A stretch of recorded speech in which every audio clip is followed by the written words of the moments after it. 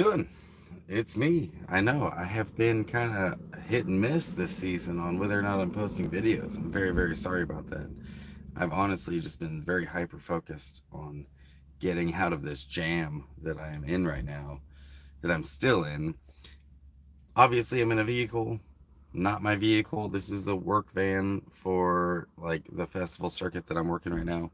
It's got the entire booth back here, all the inventory and everything. So decided to just hang out in here.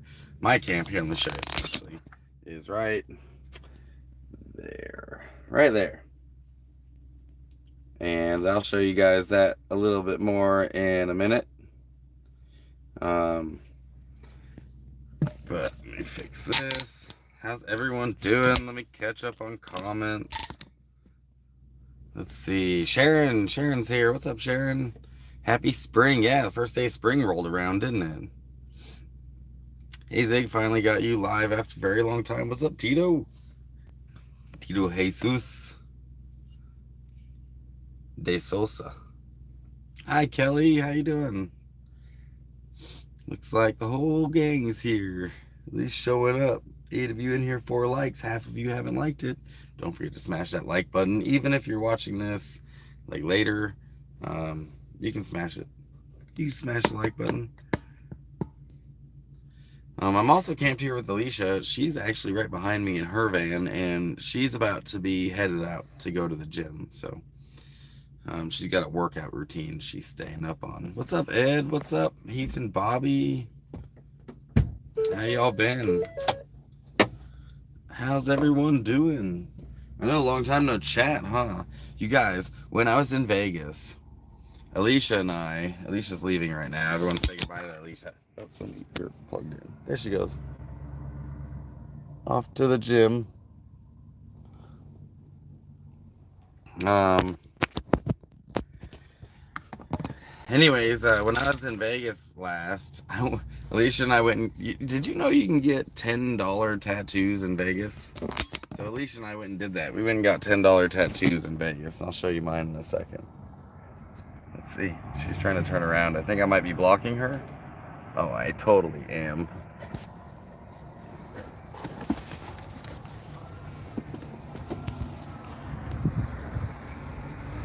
Yay!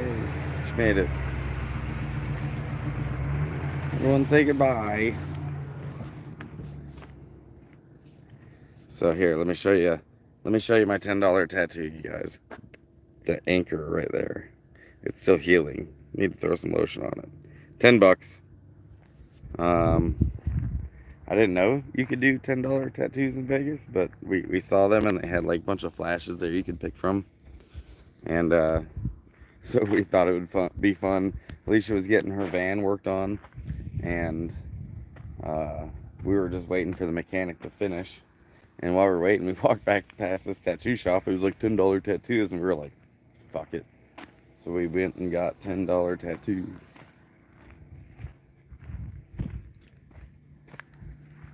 And then, of course, it's me, and my good girl Zag is right here. Huh? How you doing, good girl? Hi. What are you doing? What are you doing? You want to say hi to everyone? Famous dog? Famous dog? Are you the most famous dog ever? I love you. I love you.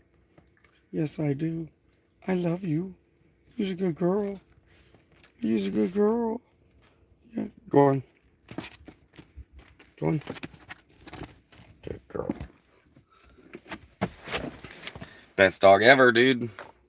Best dog ever. Let me get this mounted back up here again. Yeah. Sweet. Hello from Slabs. Greg Hines says, hey, I'm in New Mexico now. Where you at in New Mexico, man? Did you get land out there too? It seems like everyone's getting land out in New Mexico. It's really cheap. It's like the cheapest spot out here in the West right now. Lulu, hey, Zig, been waiting. Nice camp. Hoping to hear your vehicle riding again your own. Nice seeing you. I'm not. I do not have a vehicle yet. I actually had some money put together. I had some money put together recently, and then an unexpected bill came up. So I have less money than what I thought I had for a vehicle. It's just, dude, like staying alive costs money. Just existing costs money. And I'm really honestly struggling to like save money and have food, save money and, have water. And, it's a bit frustrating. But I do have some events I'm working. That tomorrow we're working a festival here in Arizona, and I'll get paid from that. And then the following weekend is another festival that we are working here in Arizona and Phoenix. So I'll be working that. And then we're going to be doing golf cart taxis at another festival here in Phoenix. So hopefully over the next 3 weeks, I'll be making a lot of money, and then I can get a vehicle. I really should be getting something I can sleep in. I really should be getting like a van or like a wagon, like a um like a Subaru wagon. I've been looking at some old 90s like wagons style sedans, but I really need something I can sleep in. Even a pickup could work if I could sleep in the bed and get a shell for it and everything, but it's not like plug and play, it's not turnkey, so I'd have to get more for it to make that work. So I'm kind of still leaning towards a van, but we'll see what happens. Greg, you're in Moriarty. I don't know where that's at. Is that that's on the east side of the state, isn't it? Being poor is tough. Hope for better days ahead. Dude, being poor is tough. That's true. Even just like getting this, like I got this for myself today. It was like $3, $3.50 or something. And I felt so fucking guilty just for that. So maybe a Ford Transit. Dude, I'm actually sitting in a Ford Transit right now. It's not my van. It's a work van. Um, it's for the booth that I'm working. The whole inventory in the booth is in there, but it's a Ford Transit. Obviously I can't live in this. I'm living over here in this tent. This tent got messed up by the wind recently. I'll show you. Let me flip the camera around. The wind just tore this corner. Like it's ripped now. It used to connect here. The rest of the tent right there. It used to connect, but now it doesn't. So, yeah, this tent's basically done. I'm gonna find a dumpster for it, pack it up, and throw it in a dumpster. And I still got. Yeah, it's lightweight, not as light as I would prefer. It's still kind of heavy, but it does the trick, And then all my stuff fits in there. Almost all my stuff fits in there. I do have some stuff that doesn't fit in there. The table's not mine. That's not mine, and that's not mine. But this is mine. And then I have my battery and my solar panels. Courtesy of Chuck. You're rad. Fucking dude's badass. And then a chair. And my walking stick. So not everything can fit into the pack yet. I've got too much stuff. I really do. But I can get the majority of my stuff into that pack. But I've never ever traveled without a vehicle. This is the first time that I've been in this situation, and I'm really doing my best, but I honestly really need a vehicle.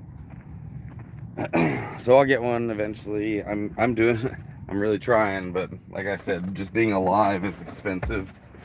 Being alive costs money. And yeah, like I said, I've got some events that I'm working here soon, so hopefully I can get enough money to get a vehicle. It seems like though the used car market right now is an absolute mess.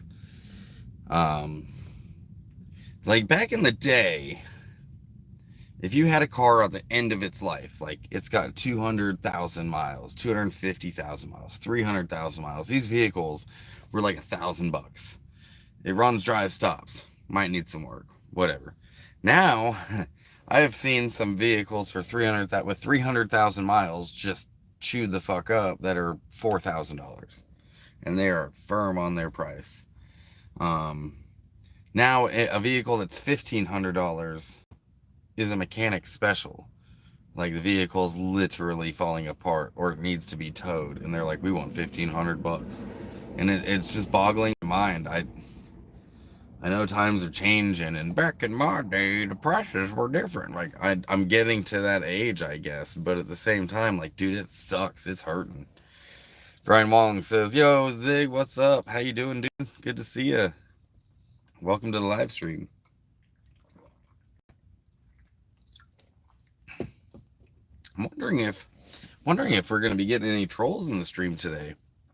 Last couple streams I did had some trolls, and then I've had, dude, the most of the comments I've gotten on my channel in the last month have been trolling comments, like the vast majority of them. Back in my day, Mike says, haha, back in my day, you you sound like I do some days. Dude, I just turned 40. 40 is a weird age. So far that's the weirdest age I have turned. And now I don't know, like, I can say shit like back in my day. Like 20 years ago things were different. Lulu says, it's just tough time for you. I'm living vicariously through you because I'm too sick. You'll do it. I know it. Hang on, Zig. Good times are coming 2024. You'll do it. I hope Vanagon will roll again. Me too. I hope I can get Vanagon running. I know I heard about your, what you're going through, Lulu, and that's just so much to process. That's so much to process. So, all of us are wishing you the best. And if anyone doesn't know, I'm not going to give away too much, but Lulu got some heavy news recently. So everyone send her all the best vibes you can send. Brian says, that's all YouTube is these days, just trolls. Yeah, I mean, there's a lot of people out there that would love to see me fail, because there's a lot of people out there that just don't like me, and that's fine. But they make a lot of fake profiles, and then they come in talking shit, so you can keep, it's like whack-a-mole, you block them, and then they make another profile, and you block them, and eventually they get bored and make another profile, and they keep coming back. So, but I'll just keep whack-a-moling them, just keep blocking them. That's all I do. Tio says, how much would a 5-year-long high roof van cost? A 5-year-old high roof van? Oh man, dude, it's ridiculous. If anyone out there has looked, like, if I wanted a 5-year-old, it's 2024, it's like a 2019 Ford Transit, you're looking at like 15 grand, probably. And it'll have high miles, like it'll be close to 200,000 miles. And if it's built out whatsoever, like probably about that, yeah, about 15. If it's not built out, maybe 10, and it'll still have high miles.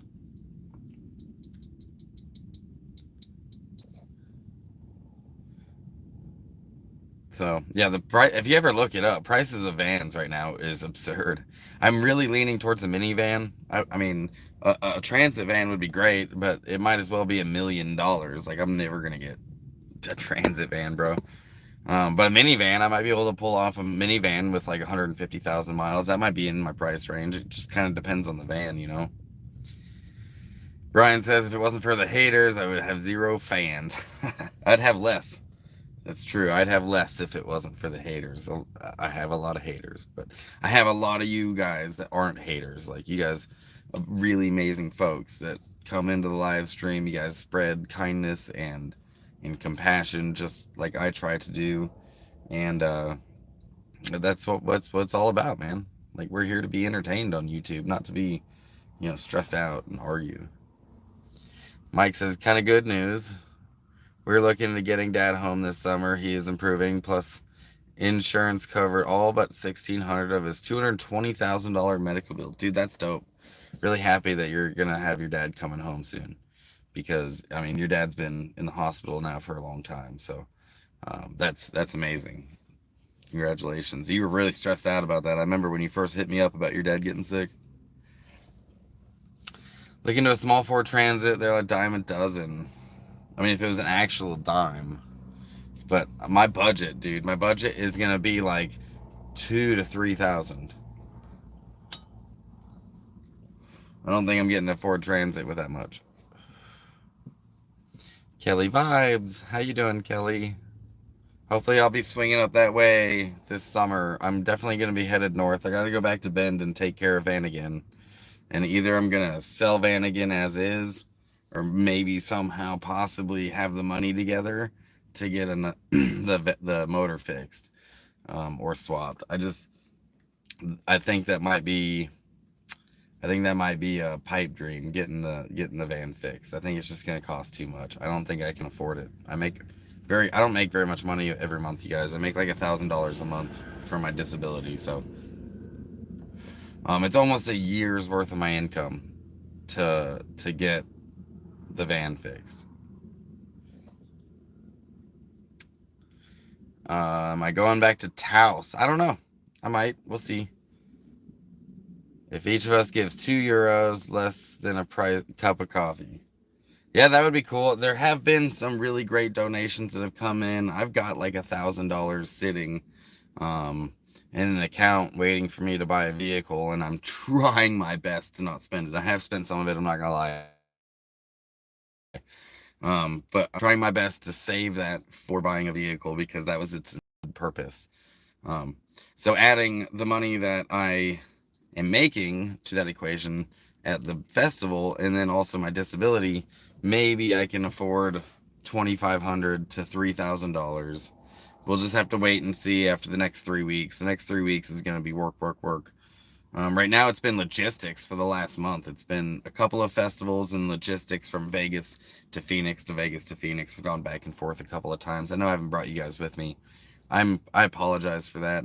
I'm dealing with quite a bit right now, so like my YouTube has been kind of put on the back burner so I can hyper focus on getting myself out of this situation. Dude, I paid 18 grand for an 07 Jeep Wrangler with 90,000 miles 2 years ago. Had to put $4,800 worth of repairs shortly after buying it as well. Car prices are insane nowadays. Yeah, $18,000, you guys, for an 07 Jeep. Jeeps hold their value really well. Like, we'll at least start there. But nevertheless. Kelly says, what about a bus? Yeah, the right bus I'd be fine with that. If I got the right bus, I'd love to have like a short bus, like on a van chassis. But yeah. William says at BLM land in Lake Havasu City, time to go north. Bro, you're in Craggy Wash. You can't fool me. I was just in Craggy Wash a few days ago. I came down from Vegas and we were camped out in Craggy Wash.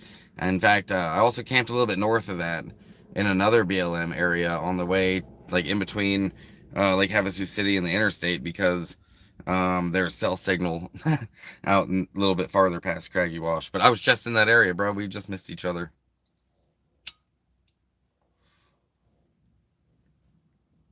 Yeah, it is time to go north, though. You're not wrong, William. Um, I've got like another few weeks here in the Southwest before I can consider going north. Hopefully, I'm going to be going north in a vehicle that I just purchased. I'll head to Oregon, get it registered, get my plates set up and everything, and and then I'll be free to roam again. Um, that's my goal right now, you guys. That's it. That's my whole goal is to get my another vehicle underneath me. That's really stressing me out. Is not having a vehicle. It's been pretty tough. I'm not gonna lie. It's been rough. I was, as I just mentioned, you guys, I was in Lake Havasu just recently. I got a good friend of mine who lives in Lake Havasu. Him and I served in the Army together, actually. We went on different deployments, but we were in the same unit there for a little bit. Nobody stays in the same unit for very long because they move us around so much. But him and I were in the same unit, and he lives in Havasu now, and I got to meet up with him, and he gave me some flour. So I'm pretty stoked about that. I'm going to roll a little bit up with y'all right now, using this as a rolling tray. And if you want to see my grinder, you guys, best grinder for nomads ever. Boom. Yo. Tell me that shit ain't cool. It's a cheese grater for your weed. You just sit there and like a cheese grater, and it comes out all fine. Then you roll it up. You fit it into your freaking wallet. Takes up no room. You don't have to carry a big ass grinder. Best grinder for nomads ever. Mike says my parents bought a 2019 Dodge Grand Caravan 2021 with 30,000 miles on it for $19,000 from Hertz. Sitting in my driveway, somehow they lost the title. My brother has POA and is trying to get Hertz to help him get a new title. You should be able to go to the DMV, file for a lost title. I don't know what your state does for this, but go to the DMV, file for a lost title, prove who you are. DMV knows who owns it. Unless you're making a payments on it, then yeah, I guess you'd have to go through Hertz. I bought a vehicle from Hertz once back in the day. $19,000, you guys. That's, yeah. I've never had to start over like this before. Like, this is the first time in my nomading adventure, career, whatever you want to call it, that I've been without a vehicle. At one point, I even got a little like Honda Civic and drove that around for 8 months. And then after that, I got that pickup. But I've never been without a vehicle, and this is very stressful. It's very, very stressful, honestly. I'm doing my best out here. I'm doing my best trying to get out of this situation.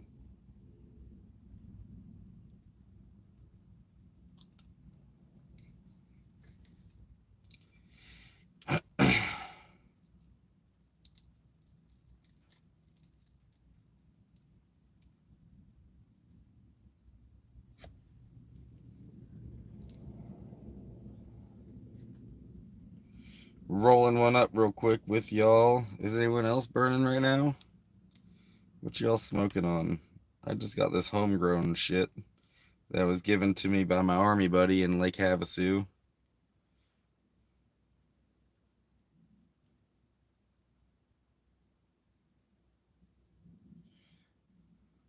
But oh, he gave me some hash too. I should put some of the hash on this. I wonder where I put that.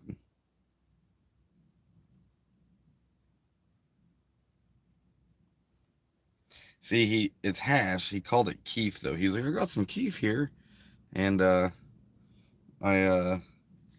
open it up and I look at it. I'm like, bro, that's hash. This is bubble hash. Heath and Bobby says, smoking the green crack. I think I've had that before. Let me plug my phone in. And such for some of you. Your strong soul and survival experts. You got this, brother. Hope. Love and support from Kentucky. Come spring, bye-bye winter. Yeah. What's up, Kentucky? You have a very long name. But I really appreciate those kind words. Yeah, you're really, really nice. I appreciate that. I know I'll get through this. I know I will.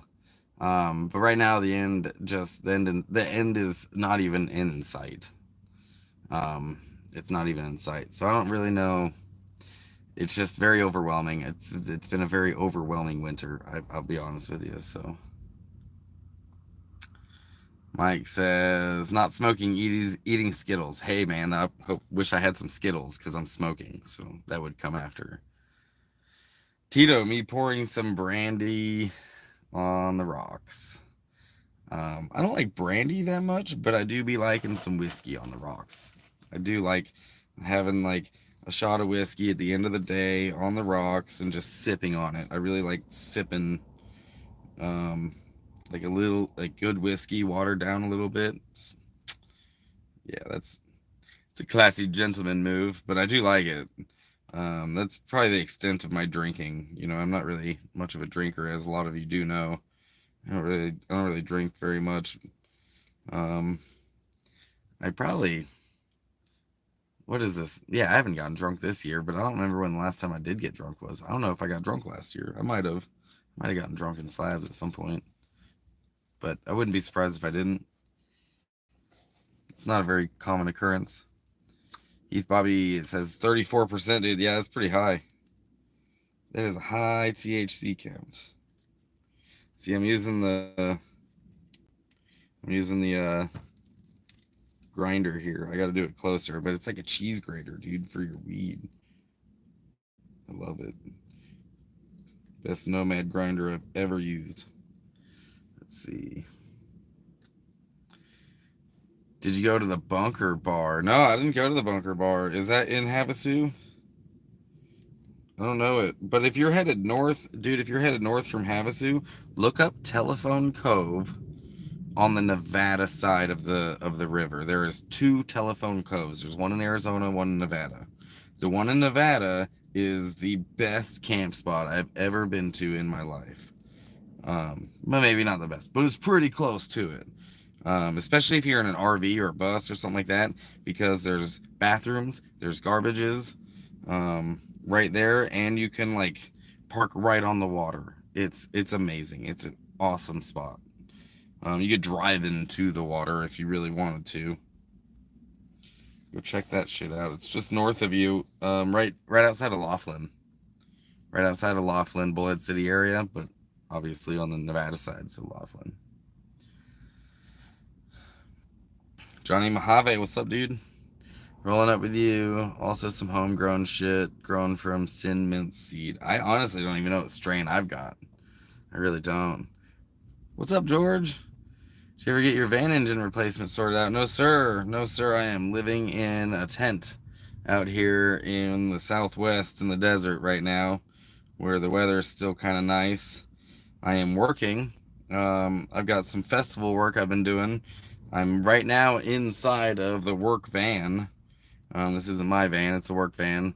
So, um, the uh, the van, my van, still got a blown engine. It's in Oregon, sitting at my friend's house, and I got to go back and figure out what I'm gonna do with it.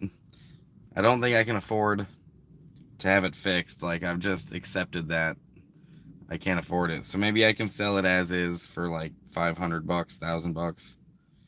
I mean, it would be better if I could fix it because that thing is worth quite a bit running. But somebody else's gain, my loss, I guess. It be what it be. Does a grinder have a brand name? You could just look up credit card, um, spice grinder, credit card. I think that's how they brand them, is like a spice grinder, or a cinnamon grinder or something like that. That's how I found it. I saw one of these at a weed convention once, and I thought it was really handy. And not too long ago, I just went on Amazon and found one.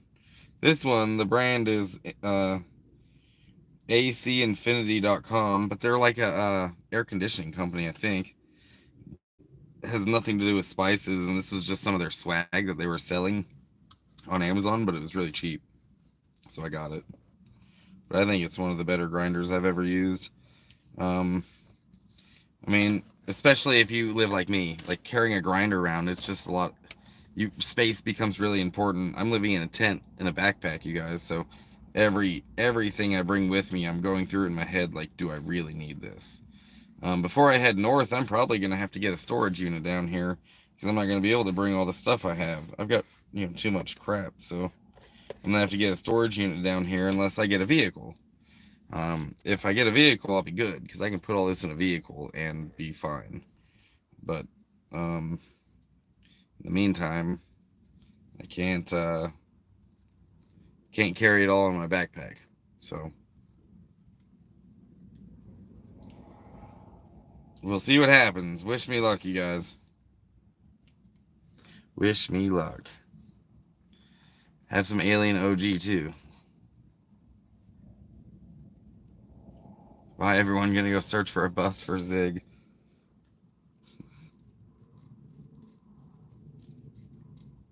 Honestly, even a little.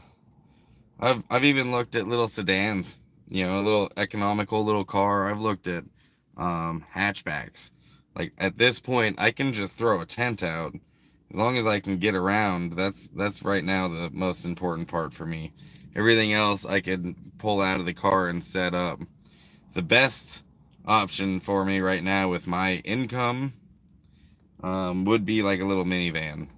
For my income and my situation, a little minivan, um, 4-cylinder minivan would be cool, but something that is reliable and doesn't need a whole bunch of work. I understand it might need some work because I'm not, my price point's not very high, but a bus would be cool. Buses are also expensive to move around. Like the gas in a bus is usually diesel, and if it's not diesel, it's gas, and that takes, even more. It's even worse. Let me show you. Um, Look at that. See, got me a little pile of weed there from that little grinder.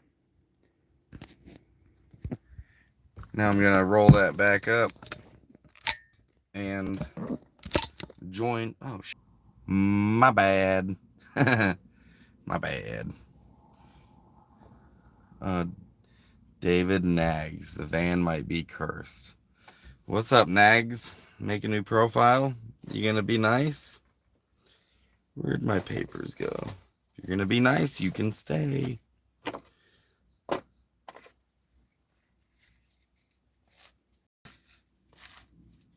No troll zone. No troll zone. Yeah.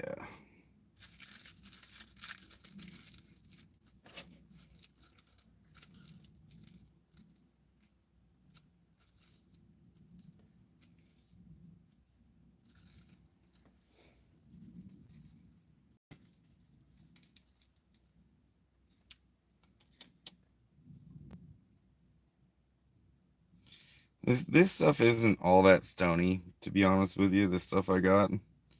Um, but it does the trick, right? And the trick I mean is like I smoke weed to not have nightmares. Um, when I not ever it doesn't do this to everyone, but when I smoke weed, I don't remember my dreams. I don't even know if I'm having dreams. I might be having dreams and not remembering them. I might not be having them. I'm not sure. Um, Either way, I it takes away my dreams, which means it takes away my nightmares. But I guess the other consequence of that is I just never dream. I don't often dream. Once I run out of weed, I start dreaming again. Then I start getting really nervous because I have some pretty bad sleep issues.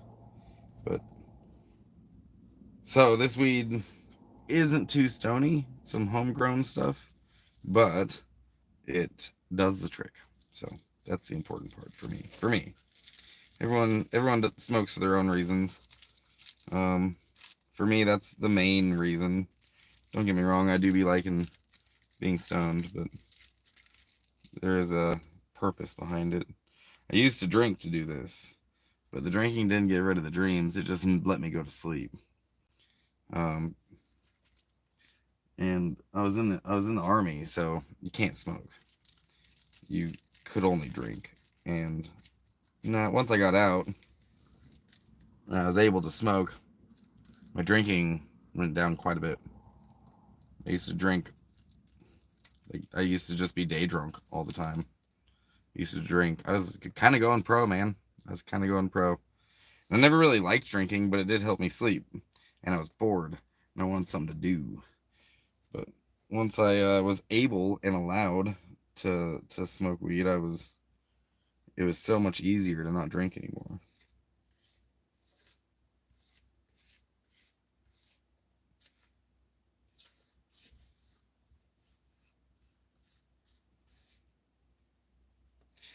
All right.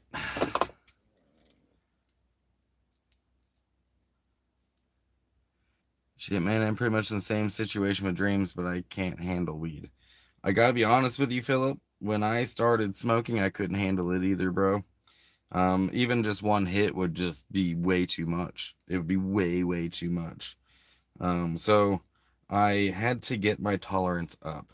Like, I do remember when I first started smoking weed when I got out of the army, I didn't honestly care for it a whole lot, but I was a big stoner back in the day, and I did remember what, effects it had on me when my tolerance was high. But it takes basically getting your tolerance up, and maybe even don't put yourself, like any other drug, don't put yourself in an uncomfortable situation. If you're gonna smoke some weed, literally put a little bit of weed in your pipe, like break it up, put it in a pipe, and take one hit. One. That's it. And then put it down. That's probably gonna be enough for someone that doesn't have a tolerance for weed. Um, and it's gonna take months, dude. It took me months and months to get my tolerance high enough where I could like smoke without it really affecting me. Don't get me wrong, I get a little like aloof off of it, but it doesn't like affect my cognitive or my motor functions or anything like that, like it did when I first started. So, if cannabis is something that you want to like see if that helps with your dreams, dude, because it really does help me, I would just say start really slow, don't overdo it, and when you're gonna do it at like the end of the day. So if you start feeling comfortable, you're in your own home, you're in your own safe environment, you just put on TV and fall asleep or whatever it is that you need to do, but you're not out and about, with shit to do for the day. Do it when you know that you're done for the day, you've eaten dinner, everything's done, and you just take a hit and lay down for bed and see what that does. Make sure it's an indica. Indica is the sleepy cannabis, sativa is the like wake you the fuck up cannabis, make you want to go on a hike. Damn, I didn't get all the sticks out, and there's a hole in the joint now.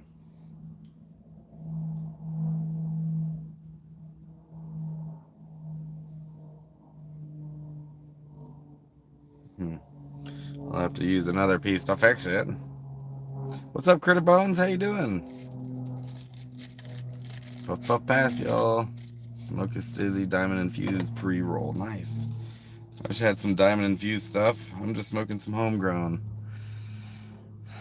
Mischief says, I'll take weed and CBD edibles all day long before drinking. Well, once upon a time, I didn't have that option. The only option I was allowed to have by law was alcohol.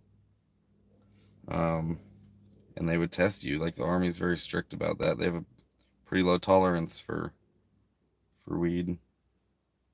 Just had to fix my joint, put a band-aid on it because I had a hole, and we're golden.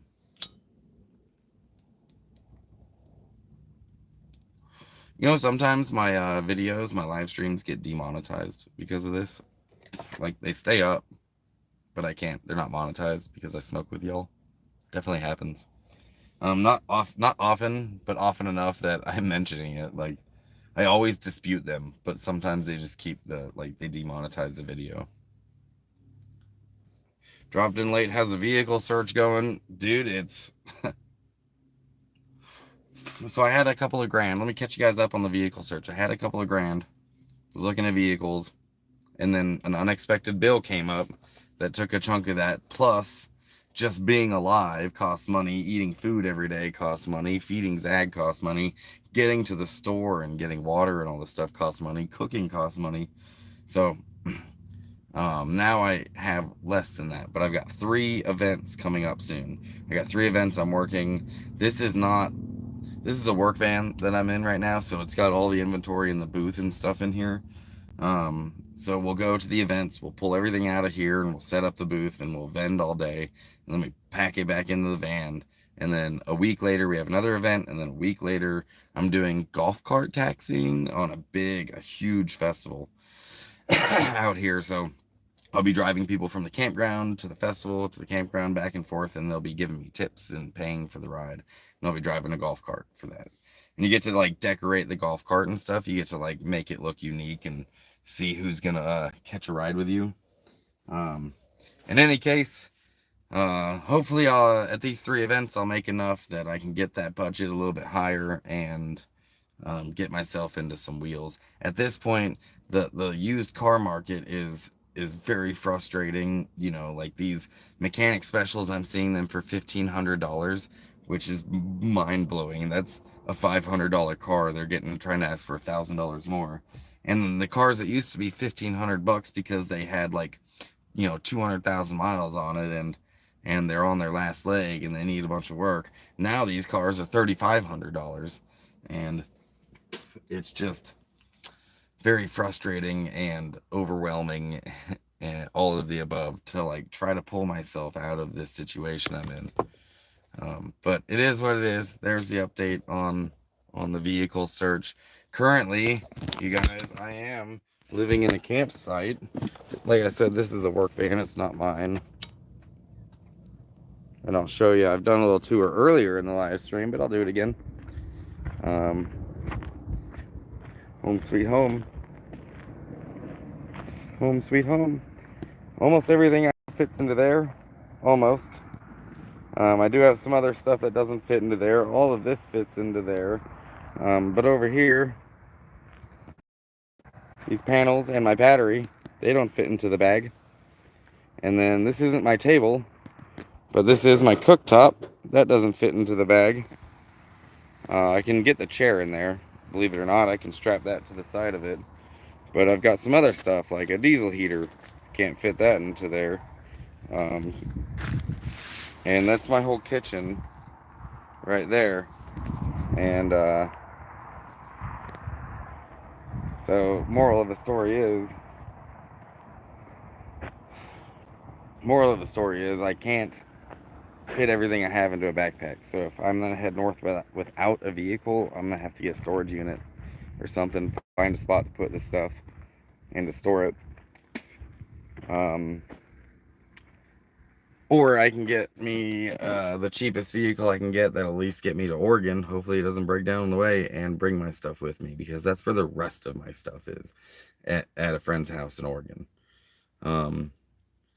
I'm also starting to realize that if you're living out of a backpack, you can't just like stay out of town. You have to be able to get into town, because you can't carry a week's worth of water and food on your back. You can maybe carry 2 days, maybe 3, but you're not carrying a couple of weeks. So you got to kind of hover near resources. And I don't know, man, like I'm not used to that. I'm used to just getting out into the middle of nowhere and camping, because I have a vehicle to get to and from places in. So let me show you where I'm at. Check this thing out. Check this out. Look at that. You guys ever seen these cacti before? They're saguaros. They're all over the place.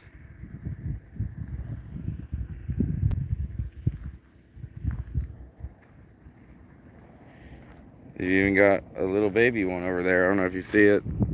Video is kind of hard for me to see. Let's see if I can zoom in. There it is.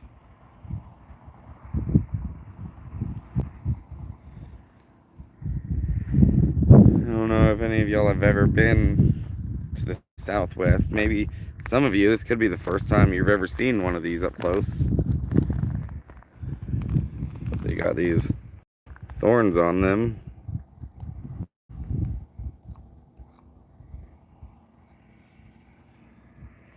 They'll get you.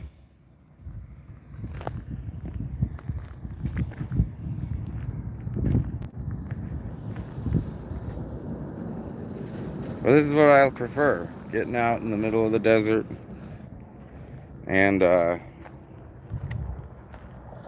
camping like miles and miles away from town. But I can't do that when I'm in a backpack, because just getting into town to get groceries and water becomes an all-day ordeal.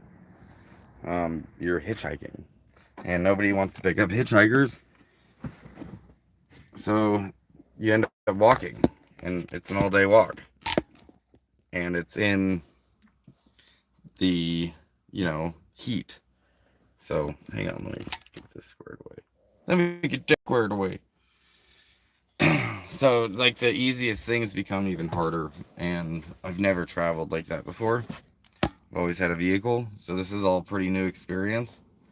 Thankfully, Alicia's been real supportive and has helped me, getting out and basically to camp the way that to camp in the areas that I usually camp in. But without a vehicle, I'm screwed. And after these events, Alicia's going back to the East Coast, um, because her work is taking her that direction. So she is usually able to visit me in the winter, but summers become more difficult because of all the festivals are out in the East Coast. So I'm gonna head to Oregon. She's gonna go east, and I'm gonna have to take care of my van and stuff. But don't go too far, Zag. But if I do that in a vehicle or if I do that on a Greyhound remains to be seen. That's where I'm at with it. If I do it on a Greyhound, I'm gonna be definitely going without some needed things. Like I could probably bring my battery with me because it's not that big, but bringing the panels with me might be a little more difficult. Not a free campsite? Yeah, this is free. This is a free campsite. I don't pay for camping. Um, I'm out in the middle of nowhere. It's definitely a free camp spot. Let me catch up on these comments. Hey, Jeannie, how you doing? Have a cooler and salve cold drinks. You'll make bank. Do it on the down low. Oh, and sell drinks. I got you. Sell cold drinks. Yeah, that might be an option, I guess. You're talking about at the festival. The festival, I've already got a job, but if it's where's Zag? Zag's right here. I've shown her a couple of times here, but I'll show her again. She's just laying right there. Being a slab dog, missing the slabs. She's doing wonderful. What's up, NorCal? How you doing, man? Philip White, what's up, dude? Thinking that's why Nemo's holding up in the slabs. Backpack living is tough. Yeah, that's probably true. The slabs offers a spot that you can linger.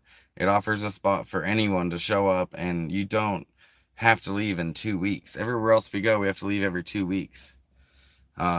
So we like having spots that you could just stay and take a breath from the road. And that slabs offers that for a lot of people.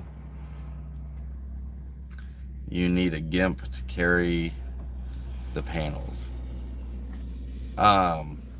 Is that a slang I don't know about? Does anyone know what that means? I need a gimp. See here, a gimp is like somebody who's injured and they're gimp. But I don't know if that's a slang for a different language.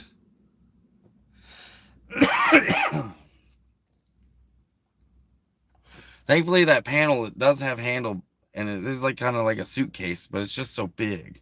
It's just so big. I would need a place to store it, but I could use that thing forever. Like I could use it on any solar system. I could attach long cables to it, and if I'm parked in the shade, put the panels in the sun and charge my batteries. I have a diesel heater I can hook up to the next vehicle I get, so I don't ever have to be cold, and it opens up the northern part of the country a little sooner because at nighttime I could just throw the diesel heater on and not be uncomfortable and not freeze. So there are some things I really want to keep and put into my next vehicle. I just need the vehicle. I need the vehicle. I have all the solar stuff up in Oregon from my van that I could throw onto the next vehicle, and it's just getting that vehicle. And it makes me honestly sick. It makes me physically ill to be this stressed out, and I've been very, very stressed out the last couple of months. It's why I haven't been filming that much. It's hard to get into the creative mode when I'm super stressed out about just life in general. I'm doing the best I can, so if I've been like neglecting my YouTube, I'm sorry. It is what it is. I'm like I said, I'm doing my very best.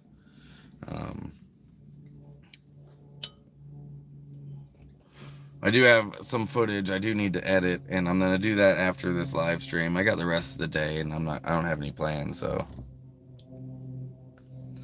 Yeah, the diesel heater's a game changer in van life. Yeah, dude, Alicia has a diesel heater in her van, and it is choice, dude. It is awesome. Takes like no fuel whatsoever, and it gets hot in there. Like we have to open windows or turn it off and get cold. So, I like the one I got. I've gotten it running a few times. I'm just looking forward to setting it up inside of a van. So hopefully a van. That's kind of what I'm gunning for, is to have a van. That's my goal, is to like get a little minivan. But if I'm gonna get a bus, that would be cool too. Because I guess Kelly said she's off to go look for a bus for Zig, so we'll see what Kelly finds.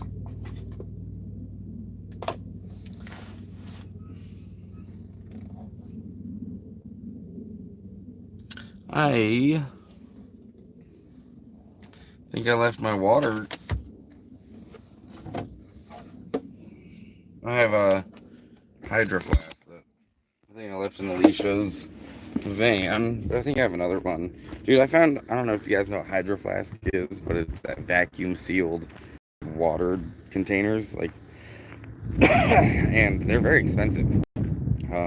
They're high quality, very pricey water bottles, and it's like one of those ones you can put ice in, and it stays ice for like days in this thing, even if it's directly in the sunlight. Anyways, I found one at Goodwill for $4. Granted, it's not a very big one, um, but these things are usually like $50, dude. Not even joking. Hydro flasks, they're like $50. Got it for $4 at Goodwill. Yeah. Okay.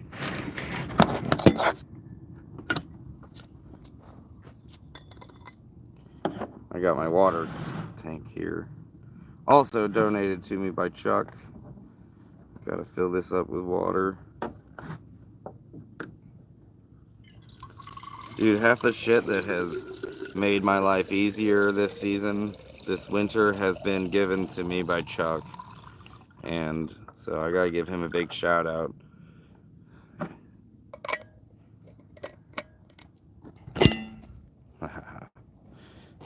Because I'm living much more comfortably because of him right now. Got electricity, got heat if I need it, even though it's kind of warm out here right now. Whoa. What is going on? I've got an air mattress, a tent. My other tent got chewed up by the wind. The wind completely tore it up. You want to come inside? Oh, you probably want some water, don't you?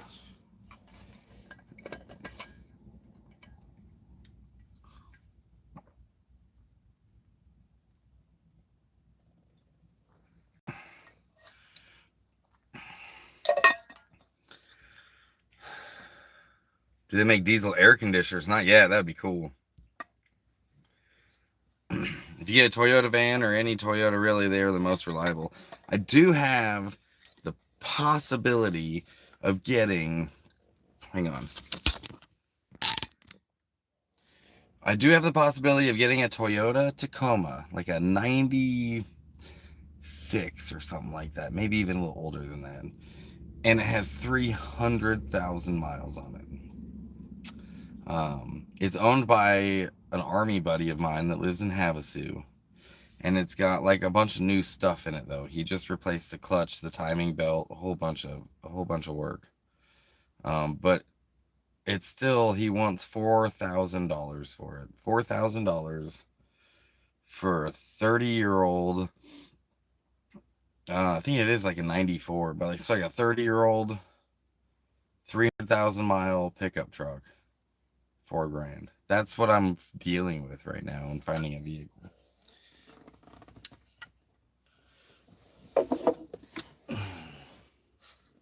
Give me 1 second. Let me give Zach some water.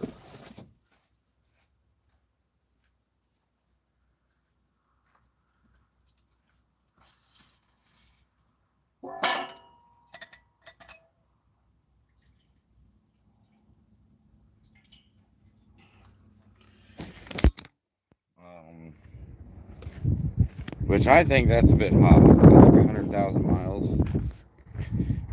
But this buddy of mine also said he might be willing to let me make payments. So I can understand him asking a little more than what it's worth if I'm making payments on it. But at the same time, I'm not so sure I want to make payments on a vehicle that old.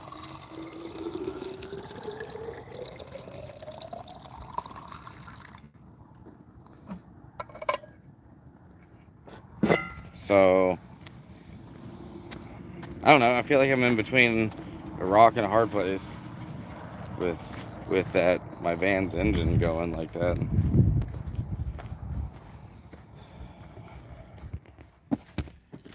And it's all been very deflating. Let me get situated here and I'll catch up on comments.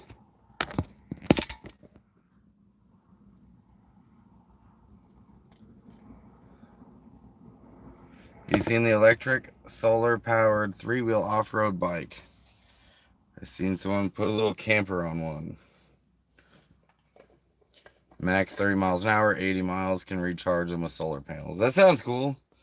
I don't think I could like nomad in it very easily though, but that sounds really neat. That'd be good in slabs. Jeannie, I don't know about that. It's a lot of miles. Yeah, it's a lot of miles. 300,000 miles. Facebook Marketplace near Bend has been booming with vans since last Great Wave 59 today. Rooftop tents are really cool as well. Dude, I'm done with the tent. Tents they don't survive wind. Like, wind fucks me up every time. It gets so windy. Like, I'm done with the soft walls. I don't have an eye tattoo. I don't have one. I don't have any face tattoos.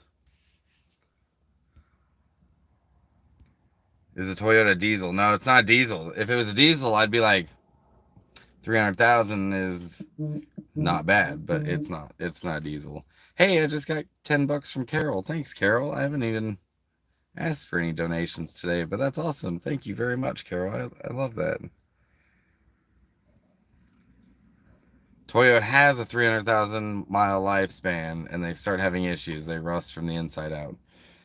Thankfully, rust is not much of an issue out here in the West. We don't use salt. We don't have. It's not humid. It's very easy to find a 30, 40-year-old vehicle out here with no rust. That's common. But you're right. I already looked it up, and that year, that motor has a 300,000 mile lifespan. So that makes me kind of shy away from it. My 82 4x4 Tacoma is worth $5,000 and not perfect carb truck. Yeah, I think his is fuel injected. It could be carbed. I didn't even ask that. I don't know why I wouldn't have asked that. I wouldn't pay more than $1,000 for it. Jeannie, if you look at the used car market at the $1,000 price point, you're not going to get one that runs. It's going to be a mechanic special. It's going to need to be towed. Like, it just, $1,000 ain't going to get you a driving vehicle anymore. Used to. Now a running, driving, stopping vehicle is like $2,500 at the minimum, it seems. Thanks, Critter Bones. Thanks, Critter. I just caught up on comments. I see that. I really appreciate that donation. That's awesome.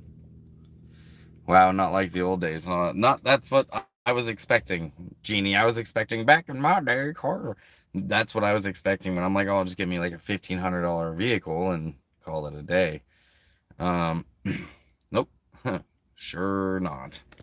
I would rather have fuel injected. I've had nothing but carb issues in the past on motorcycles and cars and vans. I'm just like, I'm pretty sure that I'm gonna just stick with fuel injected from now on if I can. If I can, I might not have an option. The way that the market's looking right now, like, damn, dude, I really just need to win the lottery. Maybe I should go play poker. I've actually done pretty good in poker in the past. I remember one time I showed up at a cash game with $100 and left with $900 at the Bend Poker Room. But I don't want to go in there and risk $100. I really don't.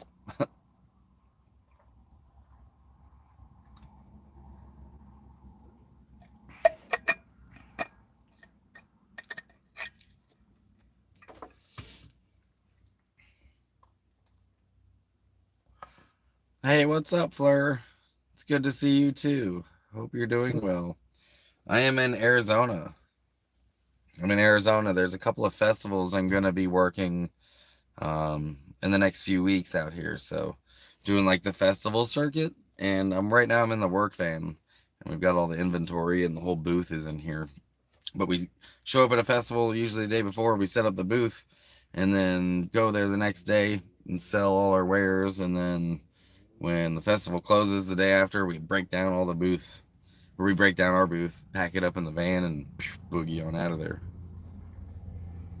By the way, for those of you who don't know, Fleur is a slabber as well, and has been, I think, going to slabs longer than me, honestly.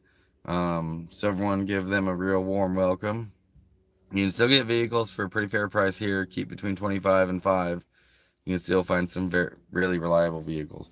5 grand is about, maybe, like, it's a little bit too more than what I got. Like 5 grand would be perfect. If I had 5 grand right now to spend on a vehicle, I'd be very happy. But after these few weeks of working, it'll be probably, I'm estimating right around 3 grand is what I'll have to spend. You're awesome. Yeah, I'll have to hit you up. I'll send you some pics.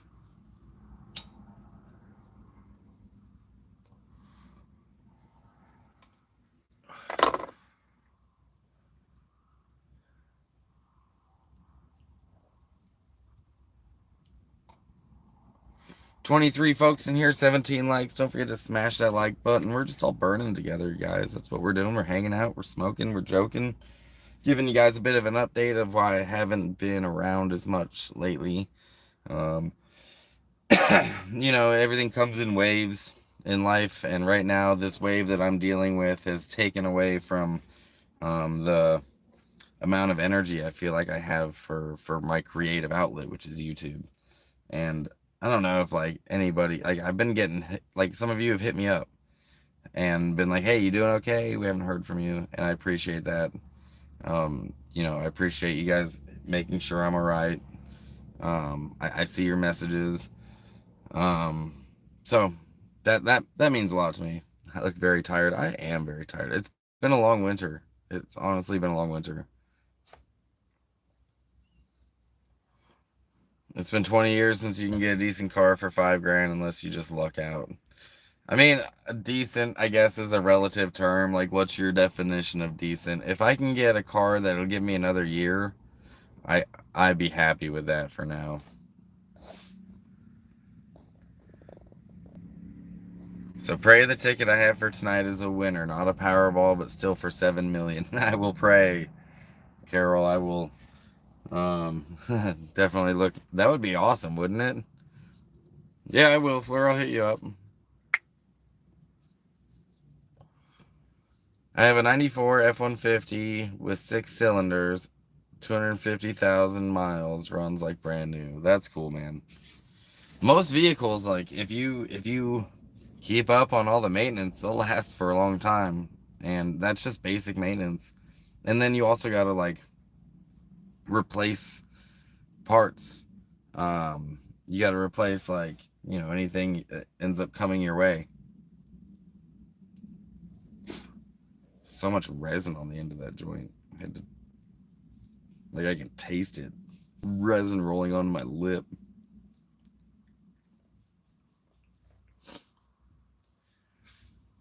All right, all right, I'll promise. Jeez.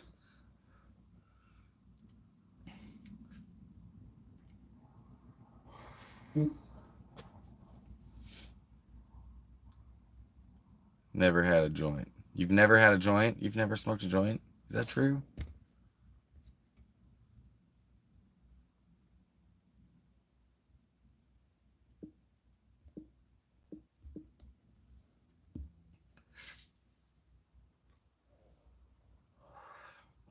Joints are great. It's my preferred way to smoke weed.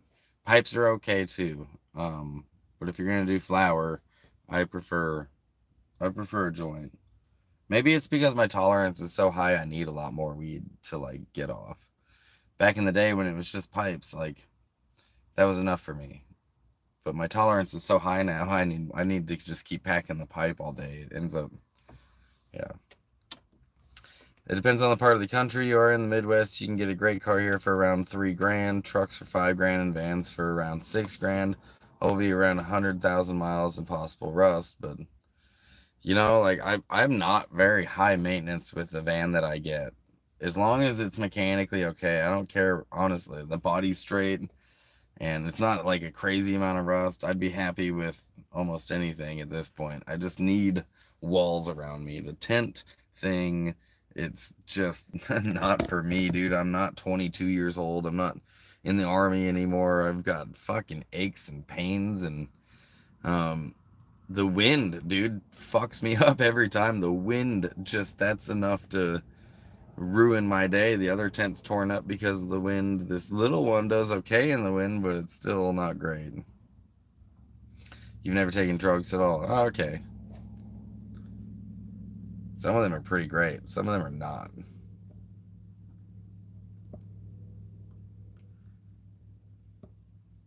My 97 Dodge van has over 230,000 replaced transmission at 200.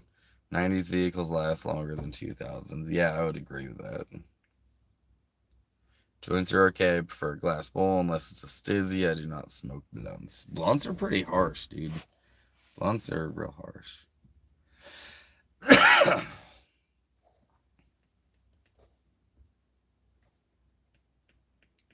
2,500 Subarus last forever. $2,500 Subarus last forever. Subarus do.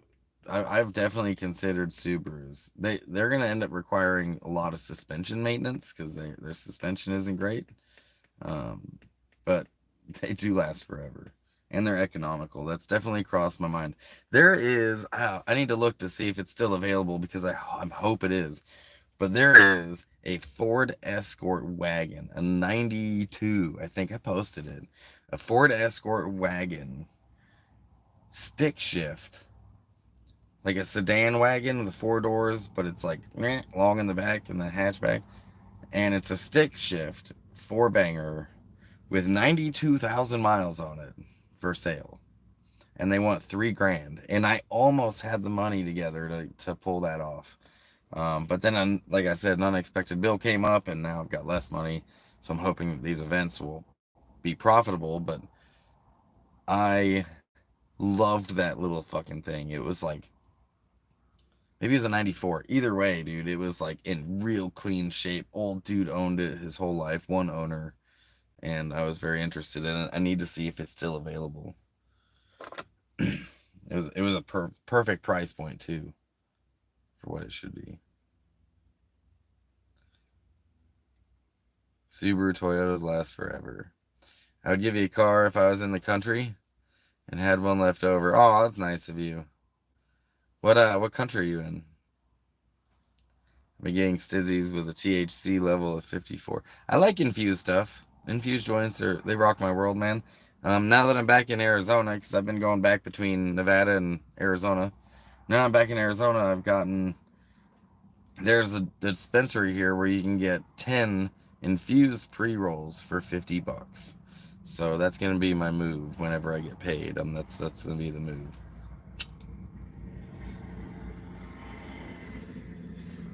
Oh, you're in France. That's crazy. That's far away. Never been to France. I've been to Europe a couple times, but never France. Been to Germany, and I've been to Ireland.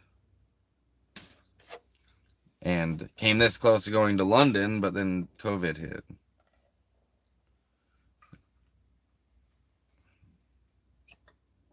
Some of the Toyota Hiaces, I'm looking pretty tight.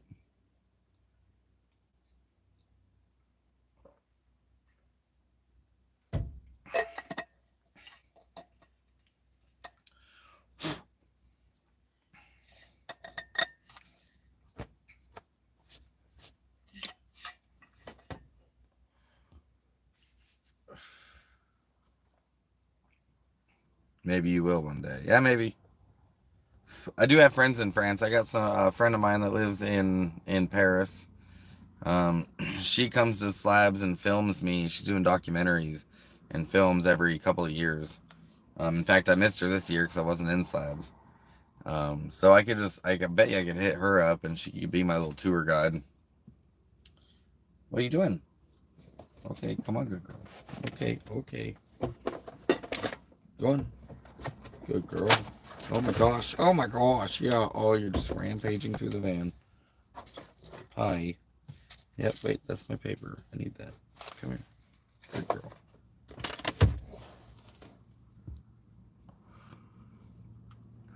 1,500 to 2,500 good Reagan, Oregon, no problem. Yeah, I mean, and they don't salt the roads in Oregon. It would be easy to transfer my plates because I've got disabled veteran plates. Um, I don't know, dude. I've been looking in the Southwest this whole time, and it just seems insane. I guess maybe it depends on where you're at in Oregon, but then it's gonna cost me money to go look at these vehicles because I don't have a ride and I don't have a way of getting around. So I don't know, dude. This just seems like there's a lot of speed bumps or roadblocks in the way of me figuring this out. Um, but I'll get there. I'll get a vehicle. I will. Hi, Alicia. There she is, everyone. That's been my travel companion for the last few months. She's actually the only reason I've been able to get food and water and shit.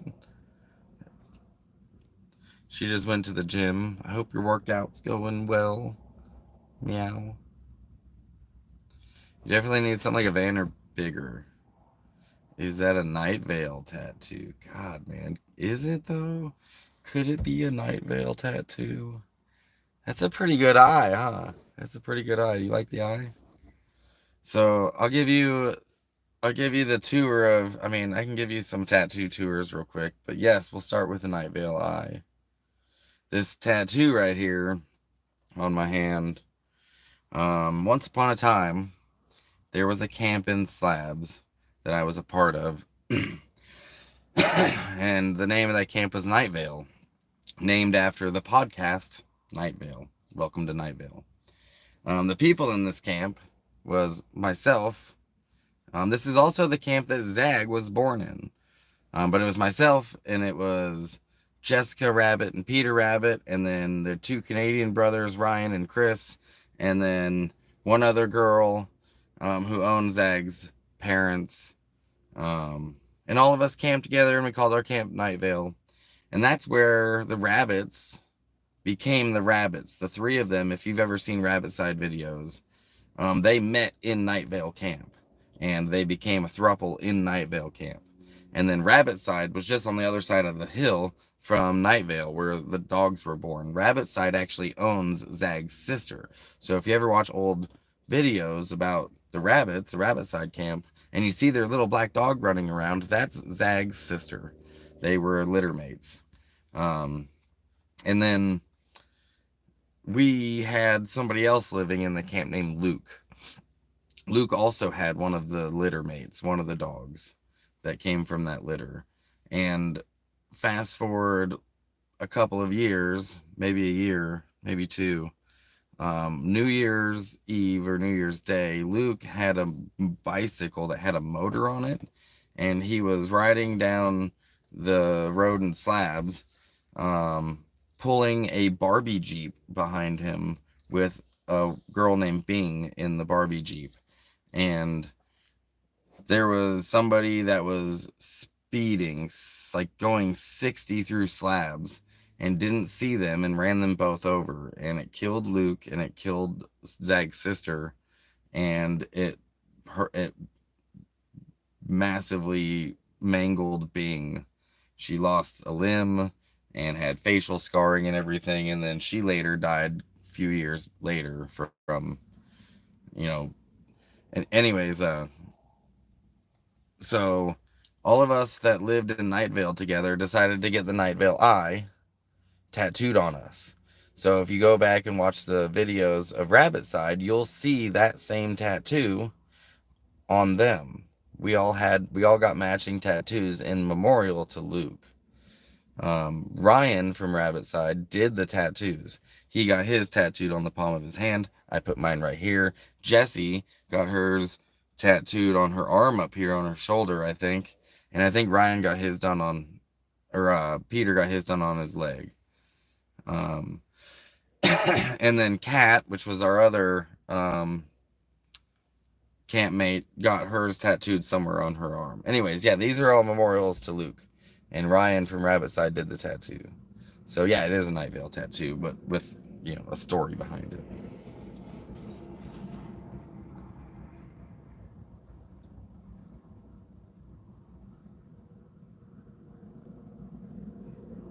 Okay, worked out.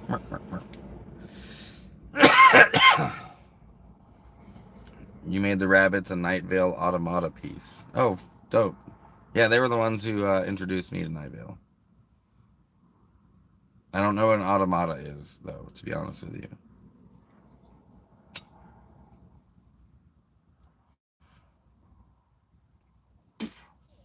You love my eyes. I was just the ones I was born with. Someone thought I had a facial tattoo. I don't know. Is it maybe that my freckle? I got a beauty mark. I don't know what eye tattoo. Is it my scar? I've been beat up a few times, so I got some flaws. I had stitches in my eyebrow once. Um,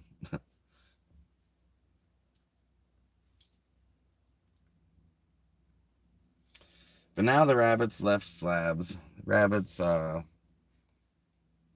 went on to do their thing.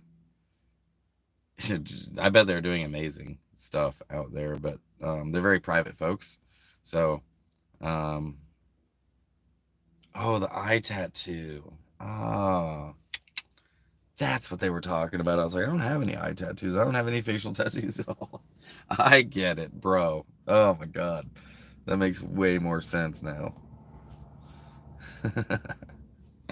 Oh, it is an eye, bro. We actually, when you used to be when you drove into slabs up on top of the basically only hill at the two intersections, there was this symbol up on one of the buildings that we built up there. So they're talking about that eye tattoo. Jesus Christ, I am losing my mind. This is how I do life, you guys. Oh, this is just how I get through life. I'm doing the best I can. Yeah, Jesus. So that makes sense now. That makes way more sense. Now I know what that. Yep. Yeah, cool. Fucking Christ. I think I need water in my life.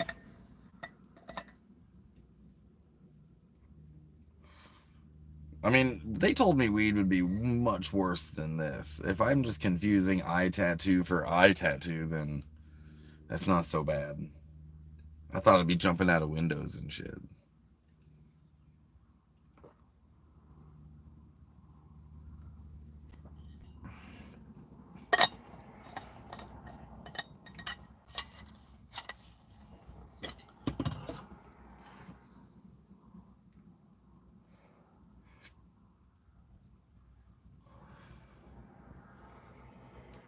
Yep, take another hit. Cheers. You bet. You betcha. You betcha. I need to eat some food. I haven't eaten today, have I? Did I? It's gonna be something I do when I get off of here. Something I go cook some breakfast. Hi Zig, I've missed you. Nice to see you again. What's up, Sapphire? How you doing? There's one of my road dogs in the house, and you guys can become my road dog too. You just gotta commit. What is it, like $5 a month? Like throw me $5 a month. You could become one of my road dogs. I know I haven't been. I don't know if Sapphire's caught any of my videos that I've posted. I always give my members early access to my videos, and then they go public. So I haven't posted too many. I'm very, very sorry about that, but that is something that my road dogs get. I need to look into that more because I think there's some more benefits I can give you. I'm not really sure. Special emojis or some shit. I don't know. I need to look into it. I really need like a YouTube consultant to help me like figure out how to set the YouTube up like perfectly. But I also don't want to go all like industrial or whatever. I also want to keep mine kind of authentic and real. So it's a conundrum, bro. It's a thing. But like I said, in the last few months, I have been just honestly struggle bussing, trying to get myself a vehicle. And every time it seems like I'm ahead, like life is just expensive, you know?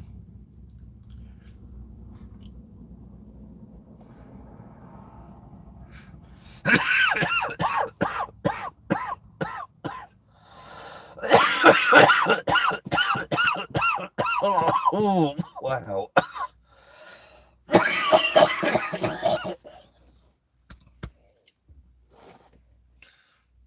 Now I'm lightheaded. That was fun. Fleur says, wish I could be a member, but he can't do it. Yeah, it's all right. Oh my god.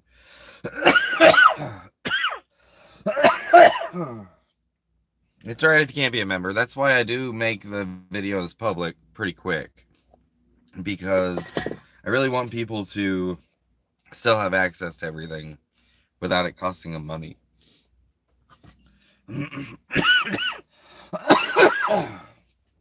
I want people to give when they can, you know, and when they can't, they still have access to my channel. So I'll always try to keep it like that. But the membership thing is just gives everyone early access. But if you can't do it, there's no problem. If you wanted to be if you want to be helpful, go grab my favorite go grab my favorite your favorite sorry go grab your favorite video of mine and just hit share it to your page, share it to your social media. um that's really helpful, actually, even if it's a YouTube short or if it's a Bottle Kids video, whatever you want to share. Do I have a mailing address? Yeah, I've got my Amazon wish list set up to link to my mailing address. But my mailing address is in Vegas, and it's a UPS box that I pay for, and it's about due, actually. So hopefully at this festival I'll make some money. I'm a road dog just so I can support you regularly. No need for bennies. Oh, thanks, Sapphire. I appreciate that. Um, I did see a whole bunch of like stuff that they offered on the membership thing, like special emojis and shit like that. I don't know, dude. Maybe I am fucking old now, but it just seems like a whole bunch of work to give some people a picture that one emoji that no one else can use. I think that's weird as hell. Yeah, I've got my link tree in the description of this video, or if you go to the description of my channel, my link tree is there too. How often are you online? A little less often lately than I have been, um, because you know life has been taking more of a priority than filming and editing. I've been hyper focused and stressed out, so um, yeah. Once I think like I'll try to get back into the swing of things, you guys. So um, because I know people are wondering. I know people are curious of what's going on there with me. Ketone says, hang in there, man. Thanks, dude. NorCal Puff Puff. I feel lucky to get you live. Yeah, I haven't, I usually, okay, so I usually, most of my YouTube life have been, I've been doing like almost weekly or at least bi weekly live streams. Just doing this right here, smoking, hanging out. Um, and showing you guys a little bit of the world that I'm in, the little piece of the pie that I've found myself in. And like since my van blew up, it's been, you know, a bit of a struggle to stay consistent, because of my own mindset and yeah, mental health. You're right, like what you said, take care of yourself first, and that's true. But this is also my creative outlet, so um, I need to focus on this a little bit more. I need to get that creative outlet back. Sapphire says, "Where you at now, Lake Mead? Am I at Lake Mead? I don't know. I don't know how familiar you are with the Southwest, but these aren't in Lake Mead.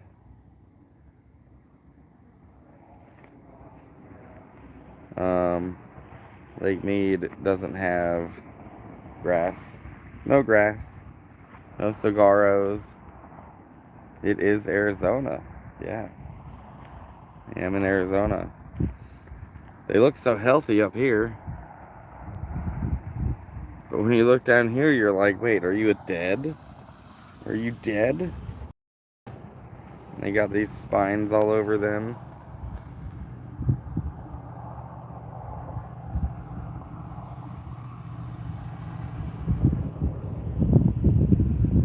Not too far away from Phoenix.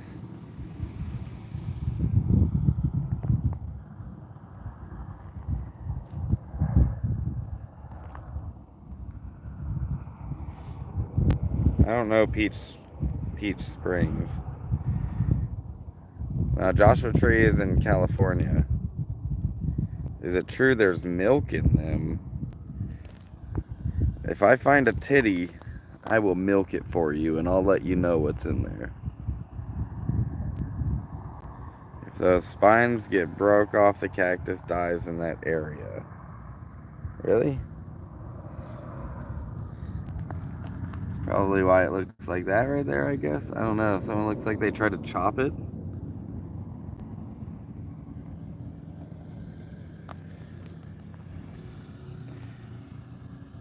I imagine it's got a lot of pulp in it, right? Like it's a lot of plant material in there, and it's probably really wet.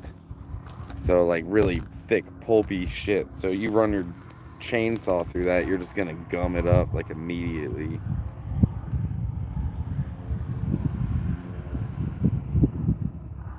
But if you look, they're all over the place.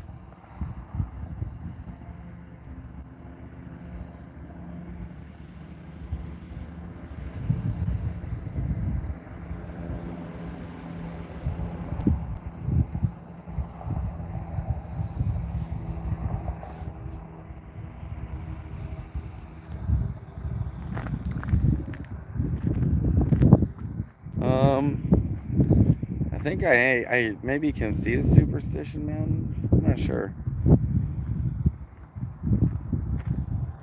I mean, there's like mountain ranges around, but I don't know which range is which.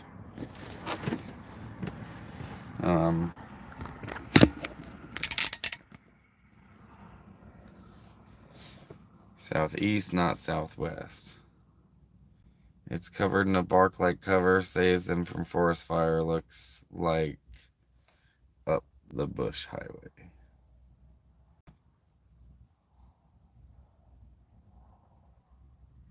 I watched a Survivor thing one time. They cut well into one and drank the fluid. Yeah, no, well, it's a lot of water in there, like cactus water, just like you'd have coconut water, I guess. Um, but when it rains out here, they swell up. They get real fat, like it, like a fucking ham wrapped in twine. You know, they just swell up all fucking big because they suck up all that water, and they don't know when the next time they're gonna get water is. And as you can see from all the grass that's out here, it's been raining a lot lately, so everything's in bloom. There's been a lot of rain. Oh, hush. You hush. It's just the neighbor talking to their dog. You're not that tough. No, ma'am, you stay. I'll roll your window down. You can bark out the window.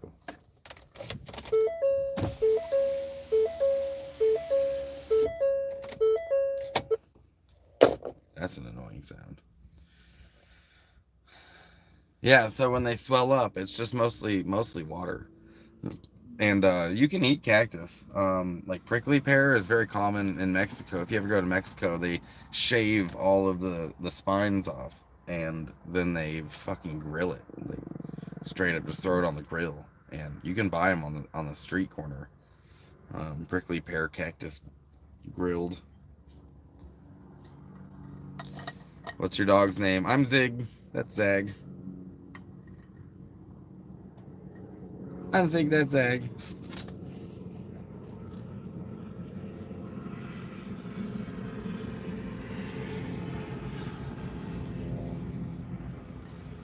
Oh my god, it's my favorite. Prickly pear. Yeah, prickly pear.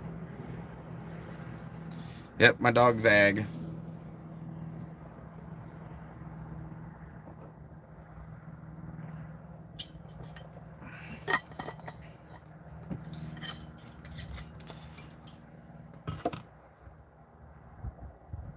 I have a Sagoro in my yard. Oh, you must not be too far away then, Sapphire, unless it's like a tiny one.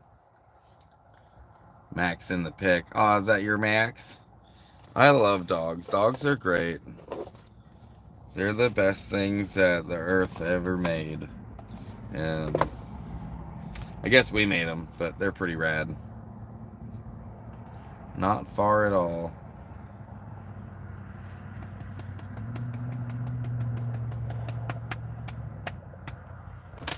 Come on. A rescue from Mexico. Oh, wait, Macau.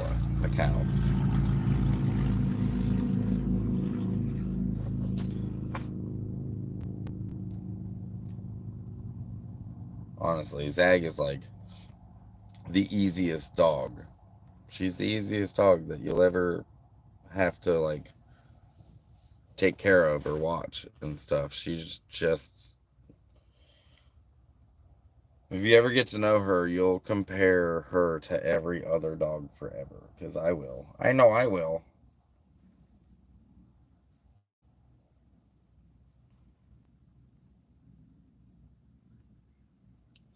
Have you ever been to any of the bike rally or bike events out that way? No, but there's one in Mesa coming up, like maybe this weekend or soon.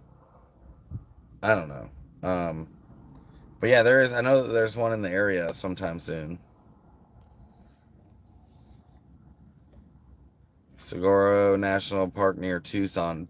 Dude, I almost went there to the Saguaro National Park until I was headed that way and I found out that they close at like 6. So I didn't have time to go check it out. But maybe one day I'll be able to swing through there. I have my national parks pass, so I can get into the parks for free. Four Corners is a wild one. Yeah, I've been to Four Corners before. Oh, you're just east of Mesa. Oh, okay, so you're like right out of town, yeah. Never heard of a national park that closed at 6. That was weird to me.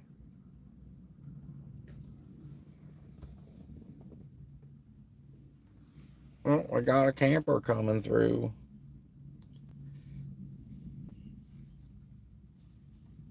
What are you doing? What are you doing?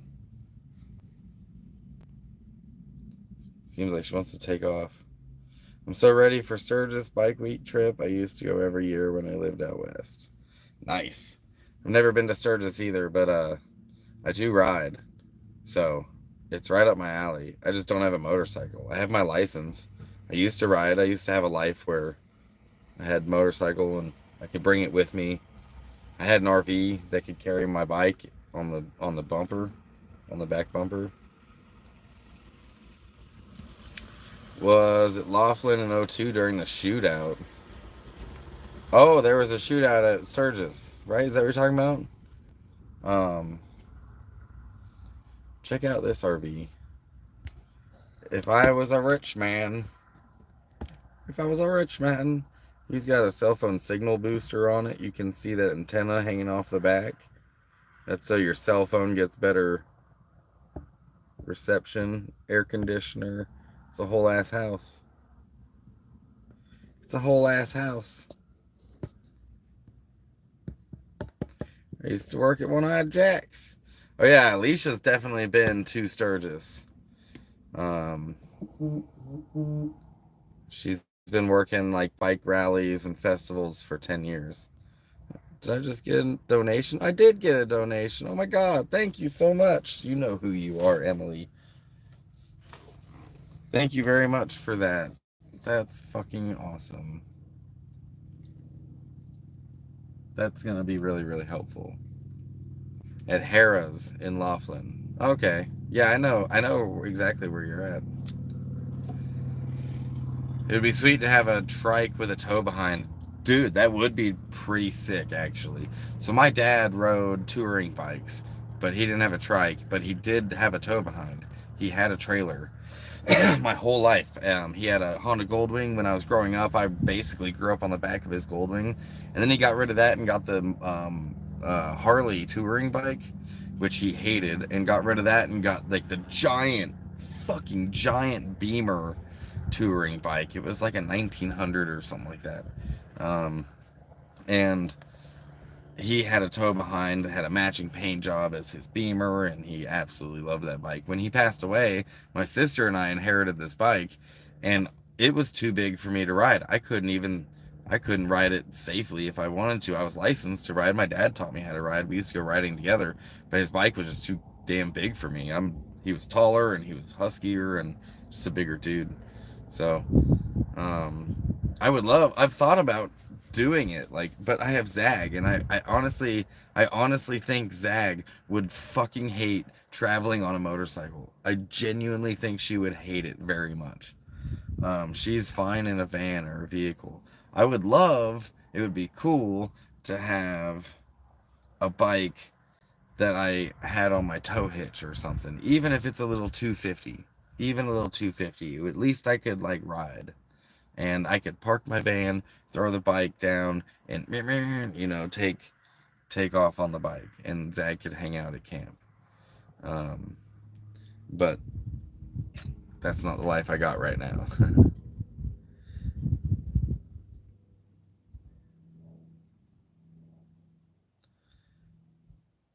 Have a 2011 Road King, need a sidecar road dog, a blue healer now.